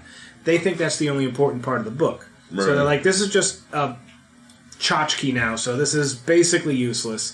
And it's obvious what happened, because we find out here that that Walter Donovan is working with the Nazis. Yeah. Because before Indy left New York, Donovan said, "Don't trust anyone." Yeah. And I'm just And he turns like, around, "Didn't I tell you not to trust anyone, Dr. as Jones?" soon as he said that, I made a joke about it. Like, oh yeah, maybe it's gonna be him. Don't Right, trust yeah. him either. Oh, Yeah. look, I was right. Oh, hey, look at that. Look, it's a MacGuffin. Yeah. So, so basically it's like talk back and forth about, they just like, they're useless at this point. We're going to talk to High Command, figure out what we're going to do with these two. And they're just going to leave them tied up, because that's what villains do. But before they leave, Elsa says goodbye in Austrian, which is like a straight up just make-out session. And we kind of get this whole back and forth that, I can't forget how wonderful it was. And he's like, and Sean Connery's like, "Yeah, it was." And then you just kind of see behind him Harrison Ford turn on, "What?" Then she turns his face. And we start getting the little bit of hints that's going on here. We find out that, he found out that she was a Nazi because she talks in her sleep. Yeah. Yeah. And we find out later, it's like, I'm just as human as the next man. Because And it's like, I was the next man, Yeah. Dad. But my favorite part, That thing makes about him that is wiener like, cousin. you should be ashamed. She's old enough to be your granddaughter. Your granddaughter. I'm just as much a man as I'm just as human as the next man. I was the next man, Dad. That, yeah. It's just, yeah. That, Scrubs, yeah. Wiener Cousins. Oh my God, yeah. It's from the Scrubs episode where they figure it out that in the later series where JD and Elliot are dating, and his ex-girlfriend is dating Elliot's ex-girlfriend, ex-boyfriend rather. Yeah. And it's like, "No, Sean, you understand now. We both slept with the same woman. We're wiener cousins." Like, Elliot and her are now Bajingo sisters. You always wanted one of those. It's just hearing Zach Braff say wiener cousins is something I just want on loop. So Adam and Ben are wiener. Oh my God. Yeah. We have friends who have done this. My mother calls it interspecies dating. Yeah. when you date within your friend group and people kind of bounce around, it gets gets mad. It gets complicated. But when you were all friends first, you stay kind of friends and like. I was gonna say a sitcom, but then I wanted to say shitcom. It's a sitcom. Wait, hold on, that's something else. It's the sitcom. So they leave them. The Nazis leave them in the room, tied up, and Indy has the brilliant idea to use his lucky charm, a Zippo lighter, to kind of burn through the ropes. Unfortunately, the fire kind of burns Sean Connery's hands, and he drops it, and I guess Nazi castles are incredibly flammable. Well, at least their rugs are. Yeah. It sets the rug on fire. It's like, and well, he's like, okay, at least you know that rug is not made of polyester. Yeah. Because polyester would just melt. Is that even invented yet? Polyester was actually made relatively early. So I think polyester was made by then. So anyway, Indy's trying to get out of the ropes, and his father's like, "Son, I have something to tell you." He's like, "Don't get sentimental on me now, Dad." He's like, "The floor's on fire." This is my favorite Sean Connery line in the movie. Yep. It is the way that he delivers it. He's just very much like, "I need to tell you." I need to tell you something. Not now. It's not my favorite Sean Connery line. My favorite Sean Connery line comes up a little bit later. Yeah. So they kind of turn around, it's like, "Oh God, fire!" And it's catching the table, and all the tapestries are going up, and just the whole room is catching fire. And they're like, they're trying to yell at each other, like, "What? We get perfect it's great, but the perfect physical comedy, and they're like, "Go to the fireplace." The one thing in the room that's not actively on fire is the fireplace. Ironically, I'm like, are they gonna try to get air through there? So while they're hiding in the fireplace, we kind of cut out to the car where like Donovan and Vogel are getting into the cars, and they get a bunch of telegrams one after the other. Saying it's like we have the map, because we'll get to that in a second. We're gonna cut back over to Marcus in a minute. And like basically Germany has declared war on the Jones boys. Eliminate the American conspirators. So Vogel goes back in to try to go and kill them, and basically shit's on fire.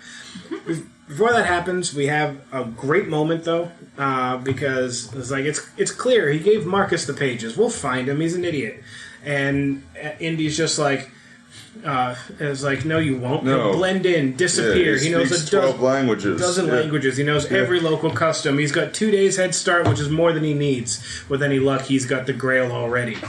Smash cut to him in a, I guess like an Arabian market. Yeah. I'm not sure where Iskendron's supposed to be, but it's like, does anyone here speak English? Just staggering around. Oh no, that's a live chicken. No, thank you, I'm good. Does anyone speak ancient Greek? Anything? And eventually Sala finds him. And it's like, Marcus Brody, and it's like, they get together, and I love Sala. Sala's such a fun. It was a fun one. Didn't he lead him into the Nazi truck? Accidentally, because he didn't know. Okay, I was just like, what? He didn't realize what it was. Because he said to him, "Run in there and run out the back door." Yeah, run out the back door. He thought it was like a building. He didn't realize it was the back of a truck. So he's talking to Marcus and explaining, is like, we need to get out to here. We've got we've got trucks, we've got camels, we can do all this. And then like some Germans show up from the Iskendron Museum of Antiquities. Yeah. And Sala's just like, there is no Museum of Antiquities in Iskendron. And Marcus is like, what? It's like, run. It's like, run. Yeah. What did you say? And it's like, I have my papers. I have my papers right here. Just read it today. Run! And Marcus is just not getting it. Eventually holds up the paper, punches the dude in the face, grabs Marcus, like, run! And they're running away, and they're trying to get away from these guys, and Sala throws Marcus into what he thinks is a building. He's like, run out the front, I'll try to slow them down. He's getting ready to get into a punch-up with some Nazis, and then they close the back of the truck, and it's actually a North African Nazi trailer truck. And he's like, shit. Yeah, and this was my favorite Sala scene. Yep. You see that reaction there when he realizes it's a truck. He goes, damn, man. You just see him slump against the doorway. Oh, man. Indy's gonna be mad. So so basically they've captured Marcus. They've got the map. The Nazis are basically winning at this point. Back into the burning castle. They're in the fireplace trying and Indy's almost got the ropes off of his wrists, and as he's moving around, he kind of bumps into the kind of like the fireplace poker rack. Yeah. And of course it's a secret entrance. It does a little click click thing, and the thing spins around, and they're just literally both sitting there on the chairs as the entire fireplace spins around. You see a secret Nazi intelligence room as they're all looking over codes and talking on the things. None of the Nazis see them, and they just kind of spin around, look at them, and spin back around back into the room that's on fire. And Sean Connery's like, our situation has not improved. And eventually he does manage to get the ropes off, but he hits the switch again, and they end up back around, and it stops in that room, and one of the code breakers looks up and looks over at them, and they both kind of smile, and she looks at them and just smiles. Oh my god. Alarm!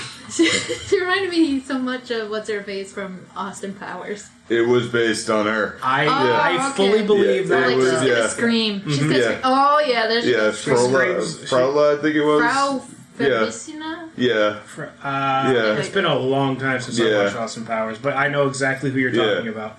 Yeah. So they swing back into the other room, but they get free of the ropes, and they kind of hide up in this little, the chimney area as the Nazis come through, and they swing down, kick them, and there's punches, and there's a thing keeps spinning around. It's a fun little action scene. They managed to get Sean Connery's bag and their stuff back because it was in the next room. Because if this is a D&D adventuring party, when you strip their gear, you have to let them get it back. Right. That's kind of how that works. So they get their stuff back, and they're running, and they end up kind of running up this flight of stairs into a dead end. Yeah. And Indy's got this whole thing. There's got to be a secret switch or a passage or something. And Forgot about this. The professor's just like, well, I find that if I just sit down and think, and he sits in the chair and it tilts backwards, and Indy just falls down this spiral staircase that comes out of nowhere, just down the stairs. And he's the solution presents itself. Yeah. Sits forward, there's a click down, and they kind of run down. They get to this dock on the side of a river. And I love Sean Connery's like, I bet this is about an average day for you. Yeah. And Indy's like, better than most. Yeah. So he jumps on the boat, and he starts it up, and he starts to set it off, and Sean Connery thinks they're going to go on the boat. He's like, no, we found something better. It's like, wait, we're not going to go on the boat? Yeah. I thought we were going to go on the boat. But it's the way he says it. It's the way that it comes There's out. There's a little crack to his voice. Yeah. I thought we were going to go on the boat. It's the way he says it makes me think that it was ad-libbed. Yeah. Because it's just the way he comes across, because he's got a smile on his face, and it comes out with a little bit of laughter. So it just makes me think that it was wait, but the boat. So he jumps on. They managed to hijack a motorcycle and a sidecar. Yeah, you got a point. It's kind of like I think it was Kurt Russell or Young Frankenstein with the blind guy where he says I was making espresso. or the same delivery. You got a point though. Yeah. Well, and I just love ad-libbed lines from Blazing Saddles. Yeah. It's morons. Yeah. And Cleavon Little had no clue that was coming. That was a legit reaction. So, I just think that's what that was. I think that they had stopped tape, and he just kept going. Yeah. I thought we were going on the boat. Because now I know you haven't seen Raiders of the Lost Ark, but there is a very iconic scene where Indiana Jones is supposed to have a fight scene with a sword. A sword with a guy with a scimitar. He does crazy. And he shoots him. And he shoots him. Yeah, I know that scene. Yeah, that's because Harrison Ford had the flu. Yeah. There was supposed to be an actual whip and sword fight. A whip and sword fight in the scene. Yeah. And Harrison Ford had the flu. He had gotten the stomach bug. and he could not physically do it. Yeah. So he ad-libbed it where he Ad-lib, pulled taking the gun out and fired fired a it blank, and the guy had the wherewithal to fall. over. Yeah. And it happened in one take. Yep. And that was it. And Spielberg kept it. And Spielberg's just like, this is gold. perfect. That's Indiana Jones. Wait, what movie was That was Raiders of the Lost Ark. Okay. That's in the very first movie. Yeah. And so ad-libbing things in Indiana Jones happens. Yeah. So I honestly think that possibly could have been ad-libbed. So anyway, he sends starts the motor on the boat and kind of sends it down the river, and the Nazis come out and they see the boat going and they're getting ready to jump on the boat themselves. They're distracted for a second, and then they knock down the side of a crate and take off on a motorcycle and a sidecar. Like, they get a little bit of a head start because the Nazis were not prepared for this. And we get the continued chase scene of them being chased by 4 Nazis on what I'm assuming are BMW motorcycles. Yeah, probably. Yeah. Honestly. And it's another chase scene. At one point, Indy straight up snaps off a flagpole and jousts a motherfucker. See, this particular chase scene I like because it's not a long chase scene. It happens within the span of 2 or 3 minutes. It's not overdone. It's and it happens quickly. Yep. And he shoves the pole into the he shoves the pole into the wheel, and that goes flying. And it explodes. It explodes. It's because quick, movies. but it's a quick chase scene, and it happens like that. There's another scene that's coming up that happens way too long, and honestly, it's the one scene in the movie that makes me want to die because it's so long and too drawn out, and it drives me insane, and it makes me so fucking bored. And I like this movie. Is it after the blimp? It's after. No, the blimp is fine. It's the tank scene. Yeah. The tank is scene a very long is a scene. long scene and pointless, and I took the dog outside during the tank scene because I seen it. I've seen it. It's just it goes on too long. It's a cool scene, but it does go on a hair too long. Yes. Anyway, they do manage to fight off the rest of the Nazis. They escape, and they come to the most perfect road sign. Crossroads. Venice and Berlin. Of course, that's the only 2 things in either direction. Yeah, they have a Ross. and they have a conversation about Roads. there's more to the diary than just the map. There's these challenges you have to go stuff through, you gotta do. and I know how to get through these challenges. And Indy's like, okay, great, tell me how. It's like, I don't remember. It's like, why don't you remember? I wrote it down in so I my didn't have to diary so I remember. wouldn't have to remember.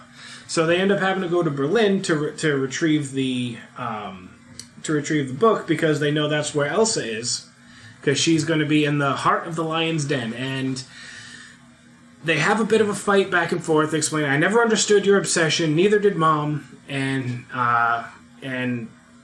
Sean Connery says, oh, she knew all too well, and she hid her illness from me, and all I could do was mourn her. And they kind of have themselves a bit of a moment, and they go to Berlin. And then we cut to a pro-Trump rally. I mean, a Nazi book burning. This scene just makes me sad on a personal level, because anytime I see any sort of destruction of books, it makes my heart hurt. And they're having this kind of Nazi march around in circles, around the burning pyre, because it's this is just what Nazis do, I suppose. March and they burn shit. Yeah. And I'm like, Elsa, why are you tearing up? That's what they do. This is what you joined. You did allied this. yourself with this shit. You chose poorly. You chose poorly. Like Elsa. Yeah. I do not like her. I was wondering if she'd do one of those heel face turn things. She tried, but it didn't quite work. I don't like her. So she does manage. She keeps the Grail diary because she knows it's important and doesn't want it. She doesn't want it burned. He knocks out a Nazi guard, takes his uniform. He being Indy. And he eventually catches up with Elsa, and they have kind of a heated argument.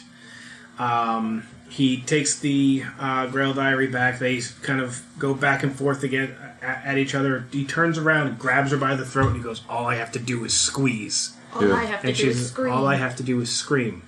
And she's got a point. Yeah. She's surrounded by her erstwhile allies, but she doesn't.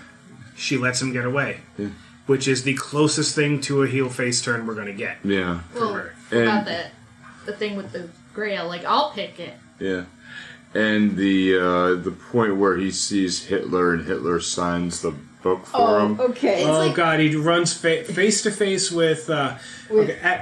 I've been watching too much Spider-Man stuff lately. Yeah.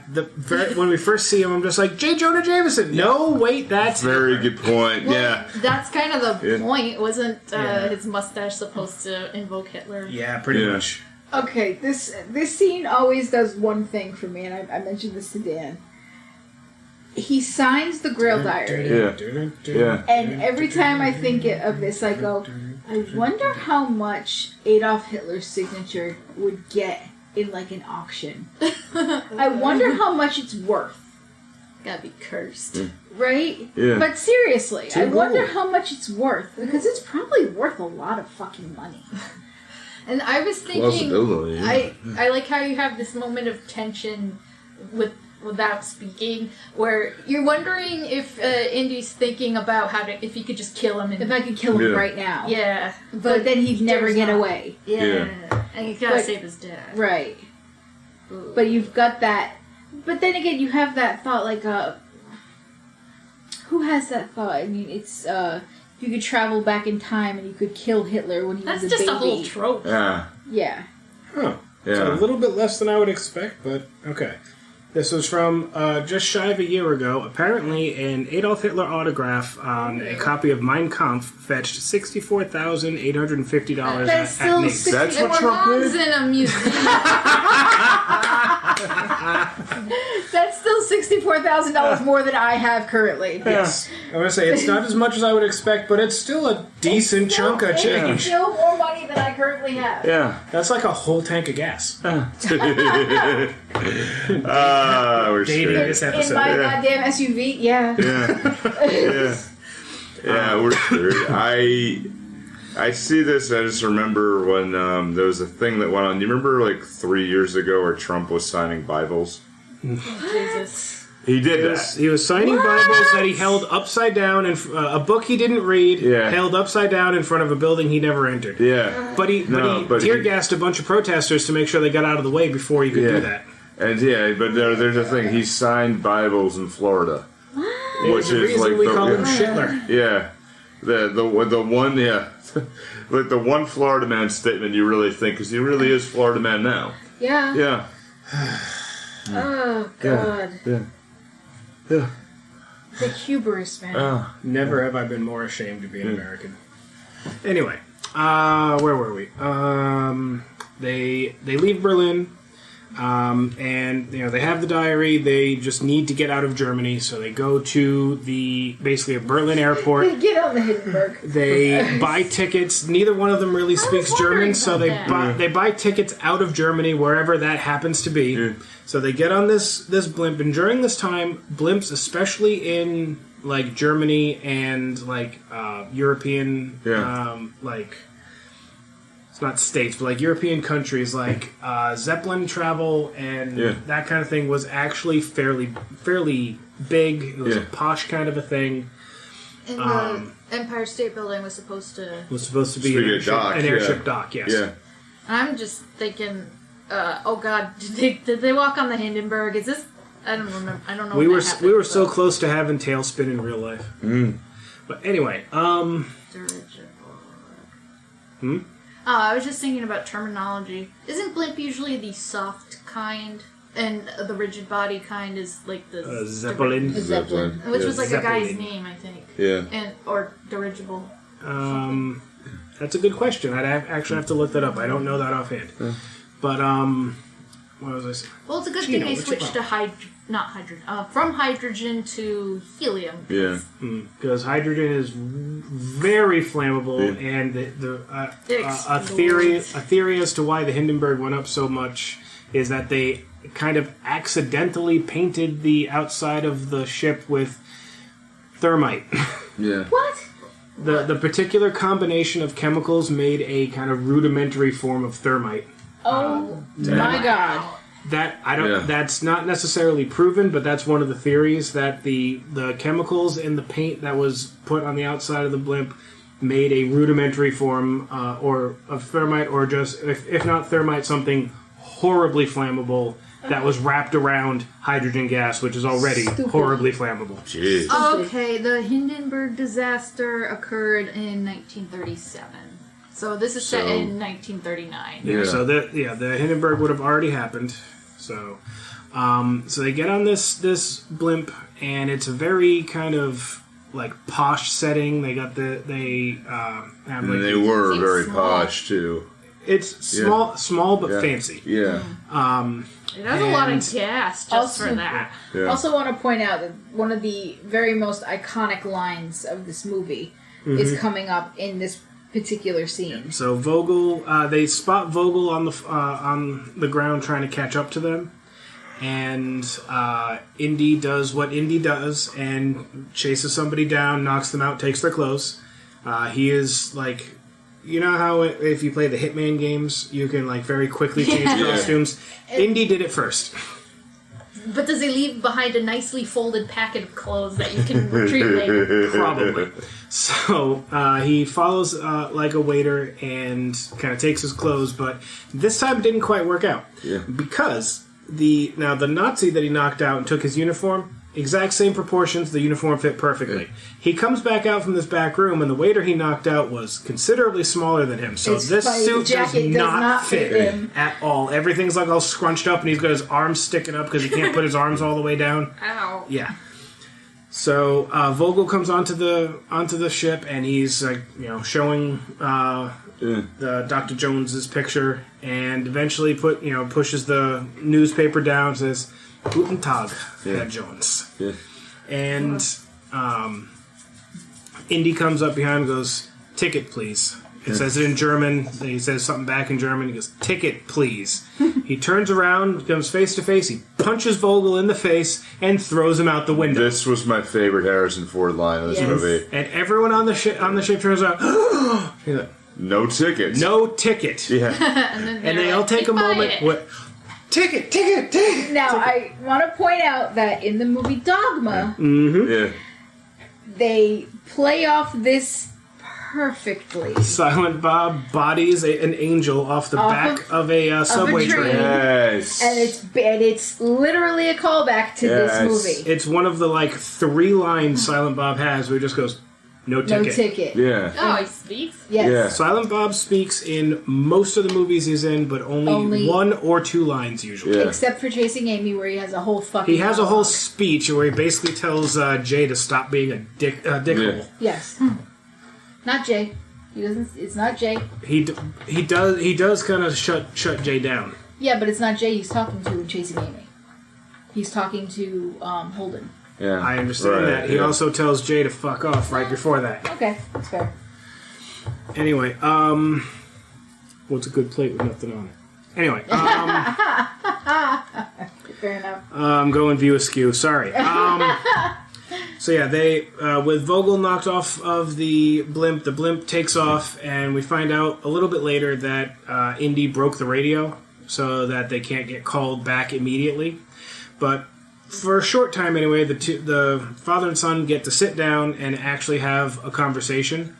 But and this conversation, it reflects much of the conversations that I had with my father. Sean Connery's not really paying attention because he's paging through the Grail diary, and eventually Indy's just like, for fuck's sake, closes the book on him and just like, we need to talk. We need to talk about shit. You know the last time we sat down and had a conversation? Yeah. You know what I had? A milkshake. A milkshake. Yeah.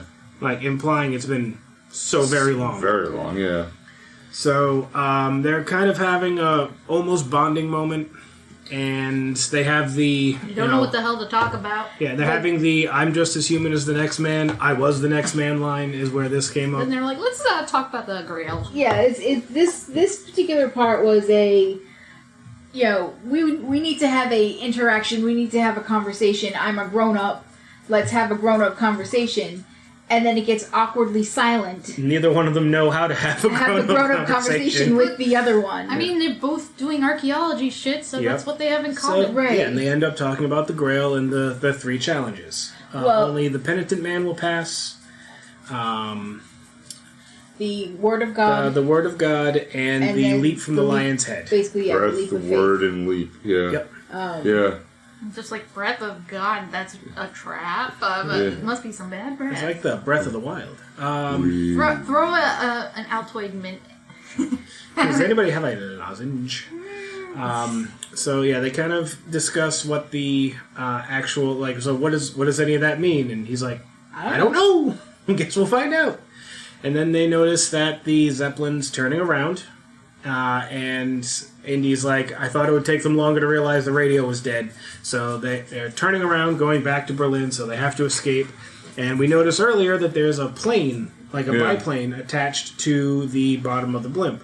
So they're down in like the guts of the blimp, and they jump in the 2-seater open cockpit biplane, which is made out of looks like fiberglass. Mm-hmm. It's not made out of cloth, so it's definitely heading towards World War II. Yeah, I just wanted to point that out. So yeah, he's his father's like, I didn't know you could fly a plane. It's like, fly? Yes. Land? No. Clunk. Plane goes flying out, and it's getting close to my favorite Professor Jones line. So they're flying, and there's 2 German fighter planes that are like coming for the Zeppelin, and they start firing at them, and Indy's trying to dodge them. They're newer planes, so they have better maneuverability than he does, but and he starts yelling at his father to. It's like 11 o'clock. To basically there's a machine gun on the back of this biplane. Yeah. Start shooting at him. And it's like 11 o'clock. What happens at 11? 12, 10, 11 o'clock. Oh, right. And he spins the gun around. He starts firing. And as he's trying to follow and lead the shots, because he was trying anyway, he pulls the gun around and blows chunks out of the tail of their own plane. Whoops-a-doodle. And he's like, of course, when you blow the back end of your plane off, you're going to throw off the trajectory of the airplane. I mean, that's where your rudder is. Right. So, of course, they start losing altitude. And they start, I feel like whoever designed the airplane should have had something to prevent that. Kind of like how you could shoot between the propeller blades. It was on like a delay. The gun wouldn't fire if there was a blade in front of it, which didn't always work, but it was like an ingenious little device. Yeah, then they started putting them up on the wings, and just like the original like dogfighters didn't have to have guns on the planes themselves. They would like lean out of the plane with a pistol and shoot at each other, or drop or like throw rocks at each other. Yeah, I'm not even joking. Yeah, how about sticks? Wow, cinder blocks was another one. Yeah. It's for real. Yeah, I feel like you couldn't carry a lot of cinder blocks in an airplane. No, not many, but you only really need one. Yeah. As long as you aimed it correctly. It's like one well-placed cinder block is going to fuck up a cloth. That's why what happens after this with on the beach works out perfectly well. Mm-hmm. But anyway, their plane's going down. They start going down, and Indy's like, Dad, are we hit? Yeah. And it's my favorite line. It's like, I'm sorry, son. They got us. It's like, you don't want to tell him that you shot off the back end of your plane? Great. Like, that's my favorite line. So they have... Is him lying his ass off saying, nope, I didn't do it. Nope. So they have perhaps not the most graceful of landings. Hey, he landed that plane very well. As well as could be expected in the circumstances. Yeah. But it bounced when it hit the house. Oh, that's different. That's different, but when he landed the plane, there was no bouncing. He landed it very well. He landed it better than our pilot from Florida. Yes, that's what I'm saying. People screamed when we landed. Because, I'm sorry, I have a lot to say about what happened there. I have a lot to say about that particular pilot. No, the first flight we took together, where we're at 30,000 feet. Plane gets hit by lightning, and then we're not at 30,000 feet anymore. That was scary. That was scary and different. That does happen. It's like you go from 30,000 feet to not 30,000 feet in about a second and a half. That does. He obviously regained control of the plane because we are in fact still alive. We're still alive in here. I'm talking about the last time we were on an airplane. Mm-hmm. But I'm not getting into that. I have a lot to say about that. Because she'll be on it for a while, and we're at... Yeah. Yeah. I'm not going into that. We're going longer than the movie. Yeah. But no, but he landed the plane. Okay, now granted, Harrison Ford in real life is a pilot. Yeah.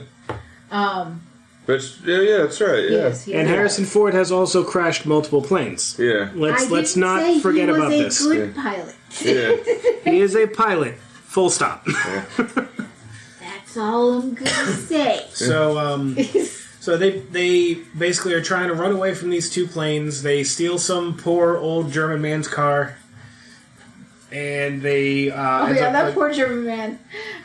and they end up like driving through a tunnel, and one of the planes just makes a really bad decision and flies into the tunnel right behind them, shearing its own wings off. Stupid. And they're just driving through the tunnel. And the plane just kind of rolling along on the side of them. The fact that and the guy pilot's just looking at the fire oh, this is bad. Not just the fire, he watches them as he passes them. And goes out the other end, he explodes, they manage to get away from the debris, and they're like, we almost got away. And then the other plane drops a bomb, big old crater, car goes into the crater, and like, oh, shit, and they get up and they're trying to run away, they end up down on a beach. Which, by the way, the rock formations on this beach and everything else, I half expected to see the Statue of Liberty popping up. Me too. It may very well have been the same shoreline. I'm pretty sure it's the same shoreline. So, when the plane's coming back around, Indy's trying to figure out what to do. He has no bullets in his gun, and like, what are you going to do? Pop the guy through the windshield from... Just throw the gun out, throw the gun at them, And this is where Dr. Jones, the Jones Sr., suddenly remembers his Charlemagne. Yeah. He takes his umbrella and just runs at a bunch of seagulls going to freak them out. And it's a ton of seagulls just all fly up, get all kind of like jammed up in the engine, smash it like bird strike against the window, against the windshield, and the pilot ends up crashing. Because if that shit happened to you, yeah, you're fucked. Well, it's not even just that. I mean, I'm pretty sure that some of those birds flew into the engines. Mm-hmm. Yeah, that's what I'm saying. Bird strike all around. Yeah. It wasn't a jet, but it would have gotten like sucked into that propeller because you see the propeller slow down and stop. Yep. Because it's just covered in feathers and you suspect entrails too. Mm. Yep. So they managed to get away from there. Mm-hmm. And then we cut to the Nazis negotiating with the Sultan, right? Yes. And they're offering the Sultan, who rules over the lands where the Valley of the Crescent Moon is, and it's like, oh, we've got all of these things. We bring artwork from Germany and all these golds and riches donated from the finest families in all of Germany. And the Sultan walks away and walks over a Rolls-Royce Phantom 2, 30 horsepower, 2-liter. He's going on and on about their car. He's like, and I even like the color. The keys are in the ignition. So they get assistance from the Sultan. That's where they get their tank from. This actually belongs to this Sultanate. It's not actually a German tank, I don't believe. No, it's the Sultan's. And they're doing their kind of caravan out into the desert to find the Canyon of the Crescent Moon. And we have... I could describe this chase scene fight thing with the tank, but we're creeping up on 2 hours, and it's a long, and I want to go to bed tonight. Boring scene. Yeah, it's basically it goes just a hair too long. There's a couple of cool moments. But basically, Indy finds out that they have Marcus from Sala because he meets up with Sala. He ends up with horses. And camels to repay his brother's car. He doesn't want camels. That car belonged to my brother. Yeah. The best with this chase scene, I think, I'll take it a little bit forward if you want to, but where he plugs the tank with the rock, and it's just like the same idea because there was an ongoing thing of people putting potatoes in tailpipes for a while. Yeah. Where it's still there, and then the ending fight where he crashes the tank off the cliff. Yeah. And then, where they're like, oh no, and Sean Connery, oh no, I lost him. I had more time. 5 minutes would have been fine. Yeah. And there's that genuine, sadness, okay. He just climbs up. How did he escape? Yeah, I don't know. but where he climbs up and looking, and they're all looking over, just kind of bewildered, and Harrison Ford joins them and looking, and he's like, shit, I lost my damn mind on this. We're looking at those, what the hell, like, what are we looking at? And Sean Connery's turn and look. Yep. And there was something I read there that they did one of the takes where it was written in the script that, you know, they would find each other and then move forward. But how it happened, they didn't really have it. Right. So where Sean turned and looks and sees Harrison Ford there and goes, oh, okay. Okay. And there's that brief moment of, oh, you're here. Oh, okay. Like, and just trying and moving. But Harrison Ford just like, okay, I just killed the Nazis. Okay, can we just go get this cup now? Okay. And he just kind of he does the relief and the smile and the hug, and then he's like, okay, good, and then starts to move forward, and then Indy just drops. Yeah. What are you sitting around resting for? We've got to go. We're almost at the end. Right, and he's just like, I need a minute. I just need a minute, okay? We're almost at the end. What the hell? One of the funny parts of this scene, though, is because you've got all the guys, the fedora guys, not fedora guys, the fez guys, whose name I can never remember. The Order of the Brotherhood of whatever. They're the ones doing the shooting at first, and I love how Donovan and all the Nazis are like, oh yeah, it's the Joneses, and it's like, no, it's not! It's not the Joneses at all, but they're getting the blame for it right now. And the whole setup right to the Grail with all the bits and pieces, okay, where Dr. Jones gets shot, and okay, you gotta save the dad. I thought of my own dad. Yep. For a little bit, I'm like, oh man. And he shoots him so Indy would be forced to try to find the Grail, and if it happens to have magical powers, that's the only thing that can revive its dad. As a villain and as an asshole move, it's pretty good. Kind of smart. Yeah.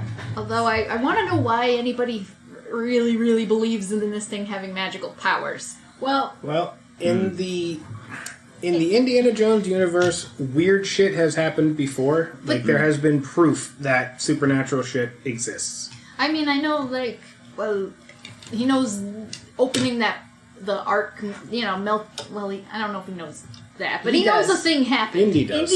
Stuff happened. Indy knows that supernatural shit has happened. Indy has been there for the Ark of the Covenant, so he knows at least that God exists.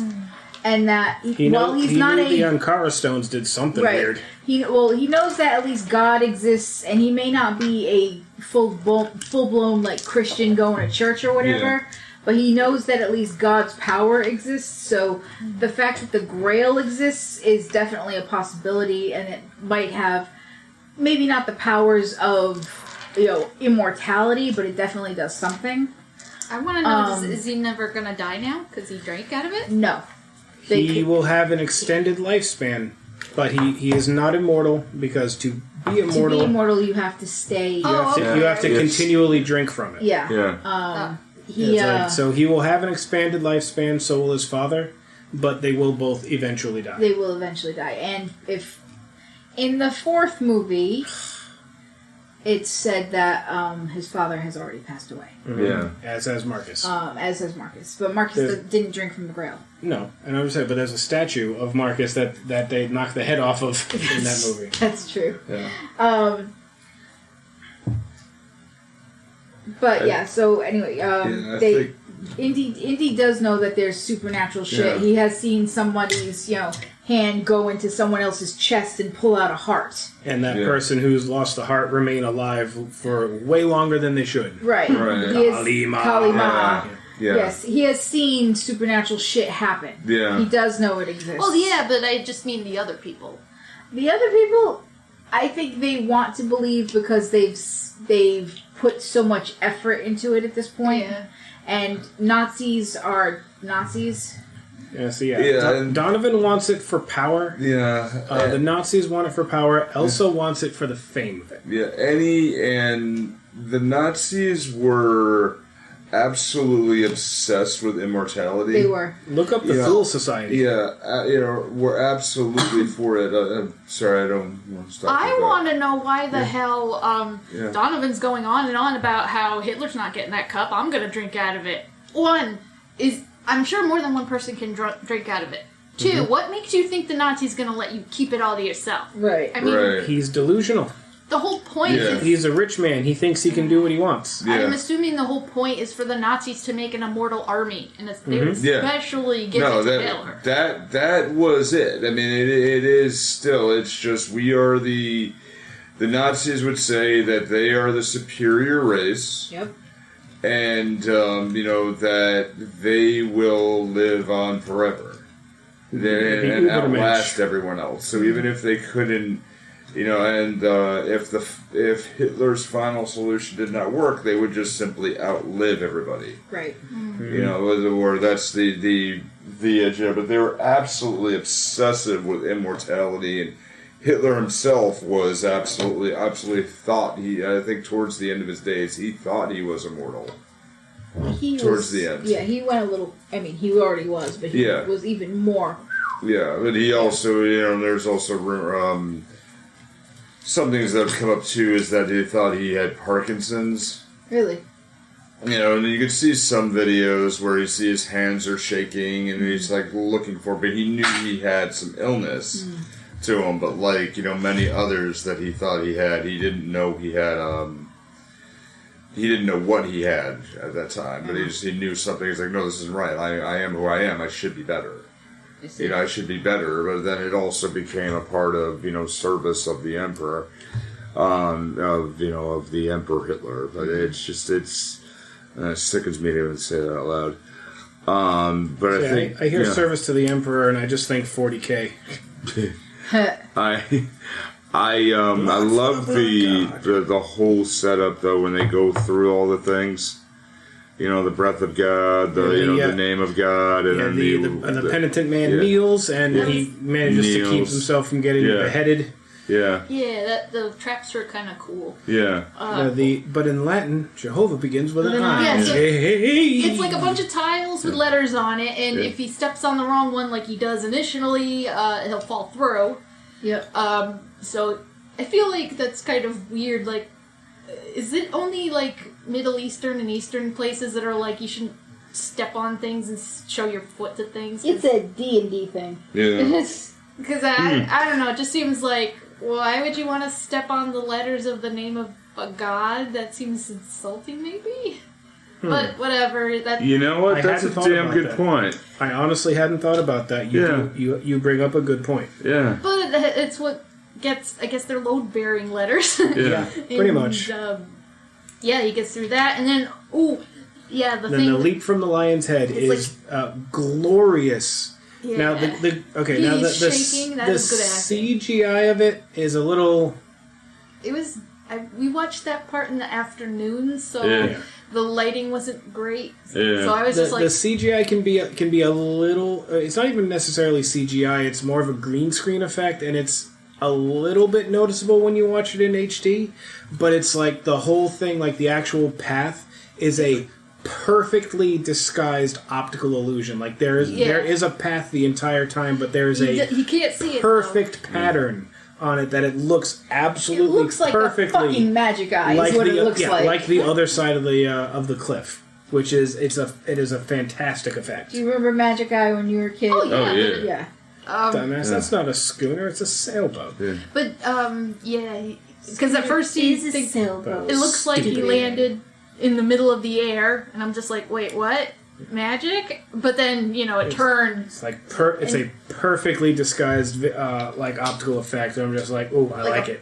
Matte painting at just the right angle. Mm-hmm. Mm-hmm. And then he makes it into the chamber with the Grail and the last of the three brothers.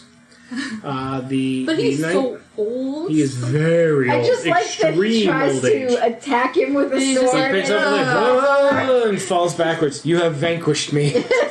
You're dressed weird. I guess. Strangely gobbed for a knight. You have no idea how bored I am in here. It's been I want to know what happened to the poor over bastard. 1,000 damn years. Oh, I thought it was 700. Well, close to it. I mean, First Crusades, right? Yeah. Was... Well, that's what he said. That was 700 years ago. Yeah, I was going to say. So yeah, 700 years. Yeah. Well, regardless, he's probably bored out of his mind. Right, He's got he has That's what a I Bible. said. I said to you, you would go insane being alone for that long. Mm-hmm. Being alone with obstacles in front of you, and But and he can't And you're not allowed to leave. Yeah, You can't go. yeah. Like he probably does like a. Since he knows the traps, he probably just very carefully walks around them and then does like laps around the main hall and then goes back into his room. Maybe God entertains him, you know? And I had a thought. Talks to him and be like, hey, what's up? I had a thought. If he's protecting the real Grail, because in this chamber there are like dozens of potential Grails. So he knows which one the real Grail is because he's been, drinking from it and keeping himself alive. What if this was the one day he forgot to put it back? Right. And they walk in and it's just there on the table in front of him and he just kind of like I was palms polishing it and tries to hide it. Well, actually, it's the one that probably doesn't need much Or polish. what if he does the like the 3 cups and the 3 cups in the ball? It's like, find the Grail, find the Grail, find the cup, Find the Grail, find the Grail, find the Grail, find the Grail, find the Grail, find the Grail. Which one is it? Find the red lady.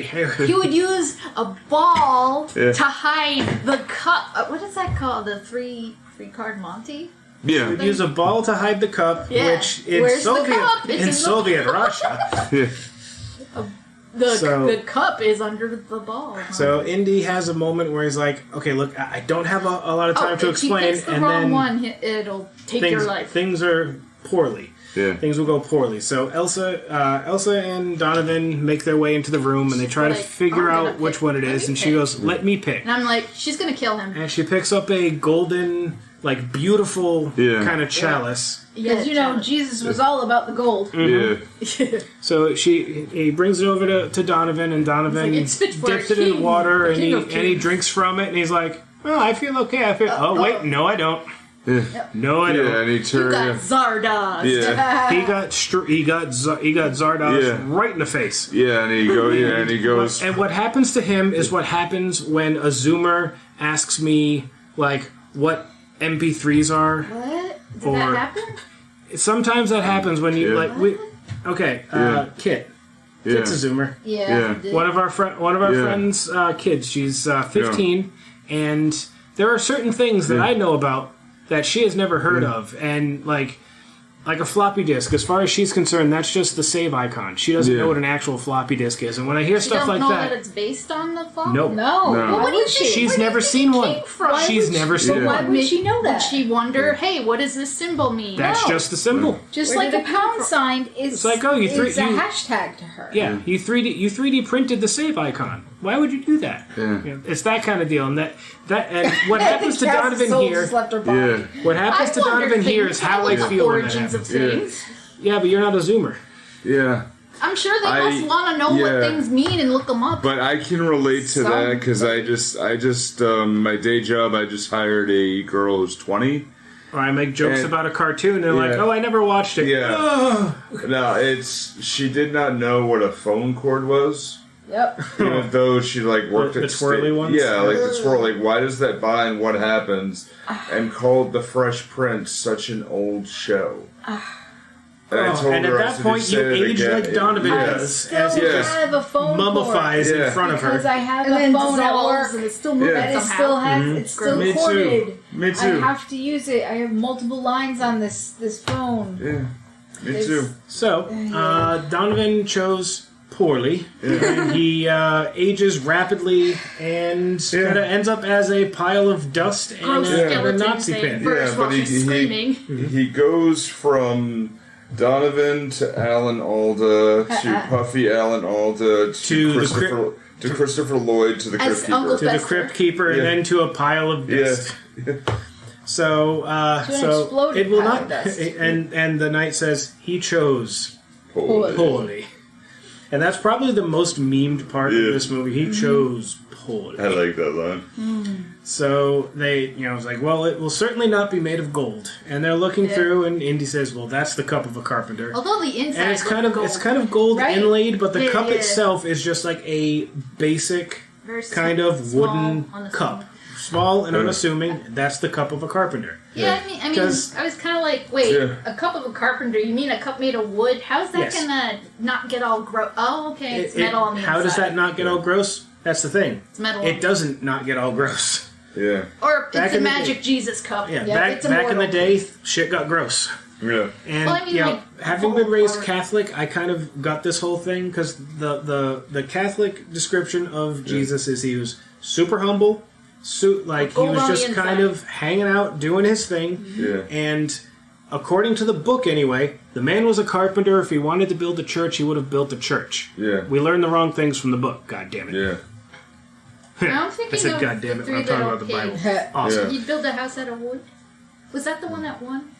That was the one that won against the big... No, the one made out of bricks. It's the brick, yeah. Oh, never mind. Yeah. Anyway, so Indy takes the cup and takes a big old swig from it. Yeah. And he stops. He turns around just like, huh? You have chosen wisely. Mm-hmm. So he runs back out with the cup, and he's trying to get his father to drink, but his father at this point is kind of gone. He's not really with it, so he ends up like pouring it on him. And now I'm like, now there's a bullet stuck in him. I know he got shot in the stomach, but when I was watching this growing up, every time I saw the gunshot wound, I thought it was his nipple. And when he pours the holy water on him, the holy hydrogen peroxide, it fizzes his nipple off, is what I thought happened. Okay. It's the gunshot wound. I know that's what it is, and I know it's down on his stomach, but every time I saw it, I'm like, that man lost his nipple. I'm just like, I would like to see the bullet at least come out and fall. Maybe it went through the other side. I don't know. Ah, shit. Otherwise, it doesn't seem very good to have a bullet stuck inside you. That's what your mother said last night. So basically, he wakes up because he's no bum cover. Thank you. We had to get that Sean Connery Jeopardy Saturday Night Live. So he wakes up and he sees the Grail, and he has this kind of look. It's like almost kind of anticlimactic. He's kind of just like, I'm going to be honest, I'm actually a little disappointed. And during this whole thing, he and Indy are having like they're kind of bonding. Like, we found it. We found the Holy Grail. And that's when she grabs it. And that's when Elsa grabs it, and he's like, "Don't cross the seal. You can't leave here. Yeah. It can't be. You can't cross the seal." She's like, "It can be ours, Indy. Yours and mine." Like, she wants the fame. She wants the accolades, the recognition that comes with having found the bloody Holy Grail. Well, who's gonna believe you anyways with that cup? But just bloom and heal. See? Yeah. But it can't leave. It can't leave the can't cross the seal. But she tries to leave anyway, and the temple just kind of breaks. Yeah. And there are Nazis getting flung everywhere, and which is a good sight to see. Sala and his boys show up, and they kind of take the remaining Nazis hostage, and everything starts going crazy. And got the classic where she's falling down. She's gonna fall. It's like, I can reach it. I can almost get it. It's like, give me your other hand. Have you ever seen a movie before? Whenever they try to reach for the thing, they always fall because greed. Yeah. Yep, and she's wearing gloves. So let it go. She should have. Let it go. Anyway. And then Indy almost does the same fucking thing. Yep. And then his father says, let it go. Yeah. And, that's right. And he does because his father finally calls him Indiana. Yeah. This is the one and only time he ever calls him Indiana. He's like, shit, he's serious. Okay, fine, let's go. And this whole time, everything's breaking. Like, the load-bearing pillars are coming down. You can just see the knight in the back. Like, dude, my house. Yeah. But it doesn't. Come on. I would think the entire building would collapse because and why not just? No, it doesn't. The outside looks the same. The knight isn't buried or anything. He's just kind of standing there, and there's a bunch of rifts in the floor. You could step over that. You could come back. But he's 700 years old, and he feels it every day. Like, I know I wake up in the morning and I'm sore head to toe, and I'm only 40. So he's... Oh, I heard something today. Yeah. I heard something today that technically, I'm not 40. How? Accounting for COVID, because we lost that time, I'm only 38. I choose to be that we lost the COVID time. Okay. I don't remember what podcast I heard that on. It was funnier in my head. Okay, so moving on. They ride off into the sunset. They ride off into the sunset after we learn that Indiana Jones named himself after the dog. It's like, I have very fond memories of that dog. That dog was more of a father than him, probably. You are named after the dog. And then Marcus is like, follow me, I know the way. And he takes off on his horse. He says, got lost in his own museum, huh? Yeah. Yep. Let's go. And they ride off into the sunset in the last Indiana Jones movie. Yeah. They ride off into the sunset. Ay. Fuck that movie. Yeah. Fuck it in the ear. I honestly enjoyed this more than I thought I would. Yes, it is. It is a fun movie. It is. You don't have to think too hard about it. It's not two-fisted archaeology, kind of punch up, kind of, pulp action adventure sort of thing, and that's the feel that I want to go for this entire month. They should make a version of Frozen starring Indiana Jones, because he knows how to let it go. You want to see something creepy? If you guys find yourselves down in Florida at any point, like if you're going to Epcot, yes, the Frozen ride. It's in, was it the Norway area of Epcot? Yes. The Frozen ride is pretty cool.